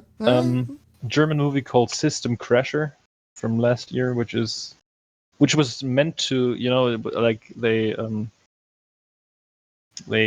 were trying to get it nominated for an Oscar, but didn't happen. So. Is Hugo in it? Hugo No, Schulitz? he's not. Oh. Luckily. Queen and Slim. I've heard of this. It's with Daniel Kaluuya, the guy from Get Out. Right. Seems like some Bonnie and Clyde stuff in a way. Okay, I remember this. Yeah. A samurai movie from the 70s called Lady Snowblood. Snowblood. I think Kill Bill is somewhat, or like Lucy Liu is somewhat inspired by that. Yeah. The Mission with De Niro and Jeremy Irons. Oh, bro, I think you'll really like The Mission. Honestly, it looks very good. Yeah. Yeah, I think you'll enjoy the Mission. Yeah. Hearts of Darkness. The Apocalypse Now documentary. The documentary. Yes. It's one of the best documentaries for a film ever made. Yeah, that's what I heard. Dolomite, the trash film. The real Rudy Ray Moore movie? Okay. Yeah. I mean, I think it has like a similar appeal as The Room, probably. It's on Prime for me, so. Oh, really? Yeah. A movie called Deerskin with the guy from The Artist who has like some jacket he's in love with or something. Deerskin, yeah. Portrait of a Lady on Fire. I think you heard about that. I did hear about that, yeah. And one of, like, many people said it's the best movie of the year, but haven't seen it. The Wild Bunch. The Wild Bunch. That's, I think, being redone. Yeah, by Mel Gibson with Jamie Foxx. Which is such a good... Yeah, Mel Gibson... I tell you, bro, Sam Peckinpah, man. You got to go down the Sam Peckinpah, IMDb. Yeah, there. I know. He's very good. He did some Steve McQueen movies, I think. The Getaway. Oh, I love The Getaway, dude. Yeah. The Dirty Dozen. That's a good one, too. The Dirty Dozen. Yeah. Sing Street. Sing Street? Fairly recent, yeah, 2016. I think that's a British movie. Or Irish, even. Oh. It's a music movie. Hey, now. Wait, what? No, I just said hey now. Irish. Okay. A movie called A Taxi Driver from 2017, which it's a Korean movie with Song Kang-ho, the man, and Thomas Kretschmann, who's a German actor, the guy from Dragged Across Concrete. And like from a movie reviewer I follow, he said it's a 10 out of 10. It's supposed to be really good. It's based on some true story in Korea in the 80s. Gonna go down the Korean. Yeah. I definitely want to see more of this Kang Ho song. Yeah, totally. Yeah. I think this is an Iranian movie called Capernaum, or I don't know. There's an Iranian movie I wanted to see a couple years ago. I forgot what it was called, like The Deal or The Attorney or some shit. I don't remember. I apologize. Jodorowsky's Dune, the documentary about making of Dune. Yeah, right. Fun documentary. Yeah. I watched that right away once I saw that pop up on a streaming service. I remember I had to see that. Yeah, it looks very interesting, and the influence on Alien and stuff. Mm-hmm. I mean, he hired all the guys who did the concept art.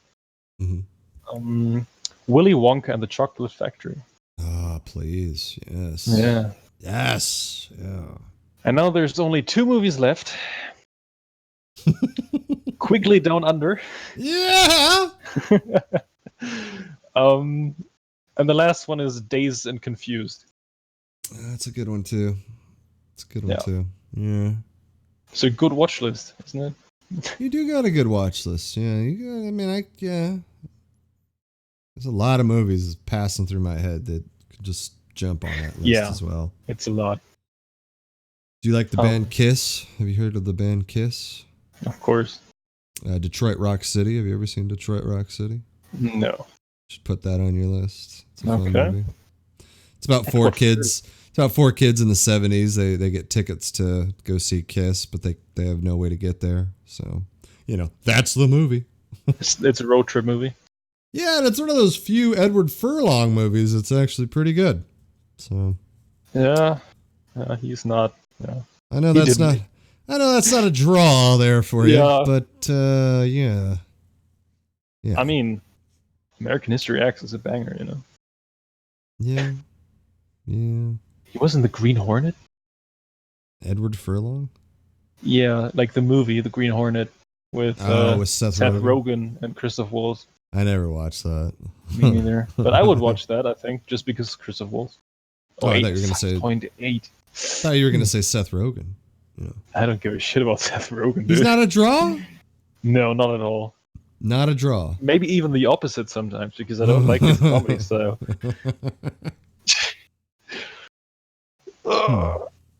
Yeah.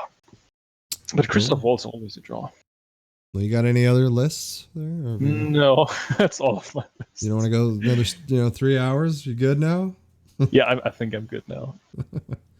So next week, obviously, we're going to cover the Oscar recap. Yeah. That'll put to bed the award season, I think. Finally.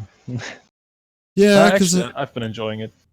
Oh yeah, I I was very happy. I'm looking at my list here, and yeah, literally 1, 2, 3, 4, 5, 6 movies yesterday. So, and Bombshell, I just had to finish 20 minutes. So, because I was too fucking tired to go. Any yeah, that does happen.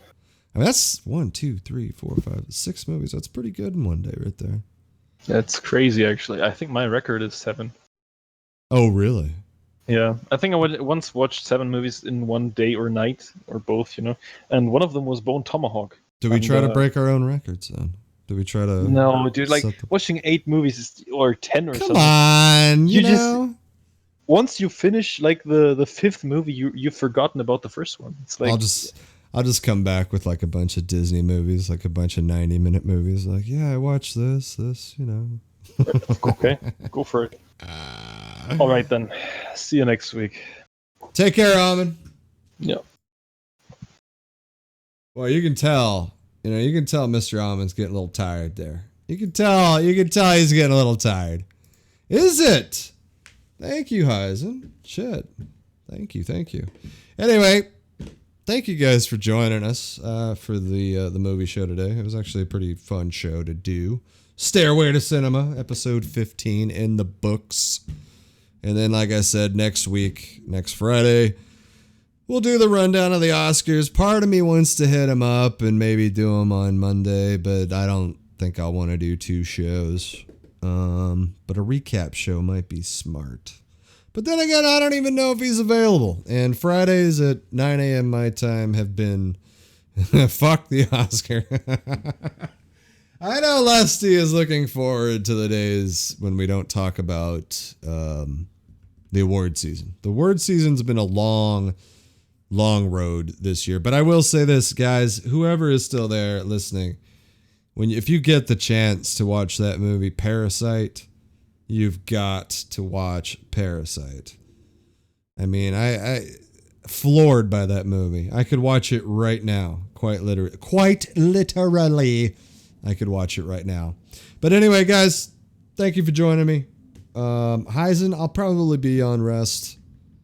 And maybe later. It'll probably be a little later. But yeah, we'll catch you guys next week for sure for episode 15. But I'll be streaming something. I'll definitely be streaming tomorrow for sure, 100%. But I might fire up the stream in a couple of hours, but it will be a couple of hours. Anyway, thank you for joining me. Have a great day.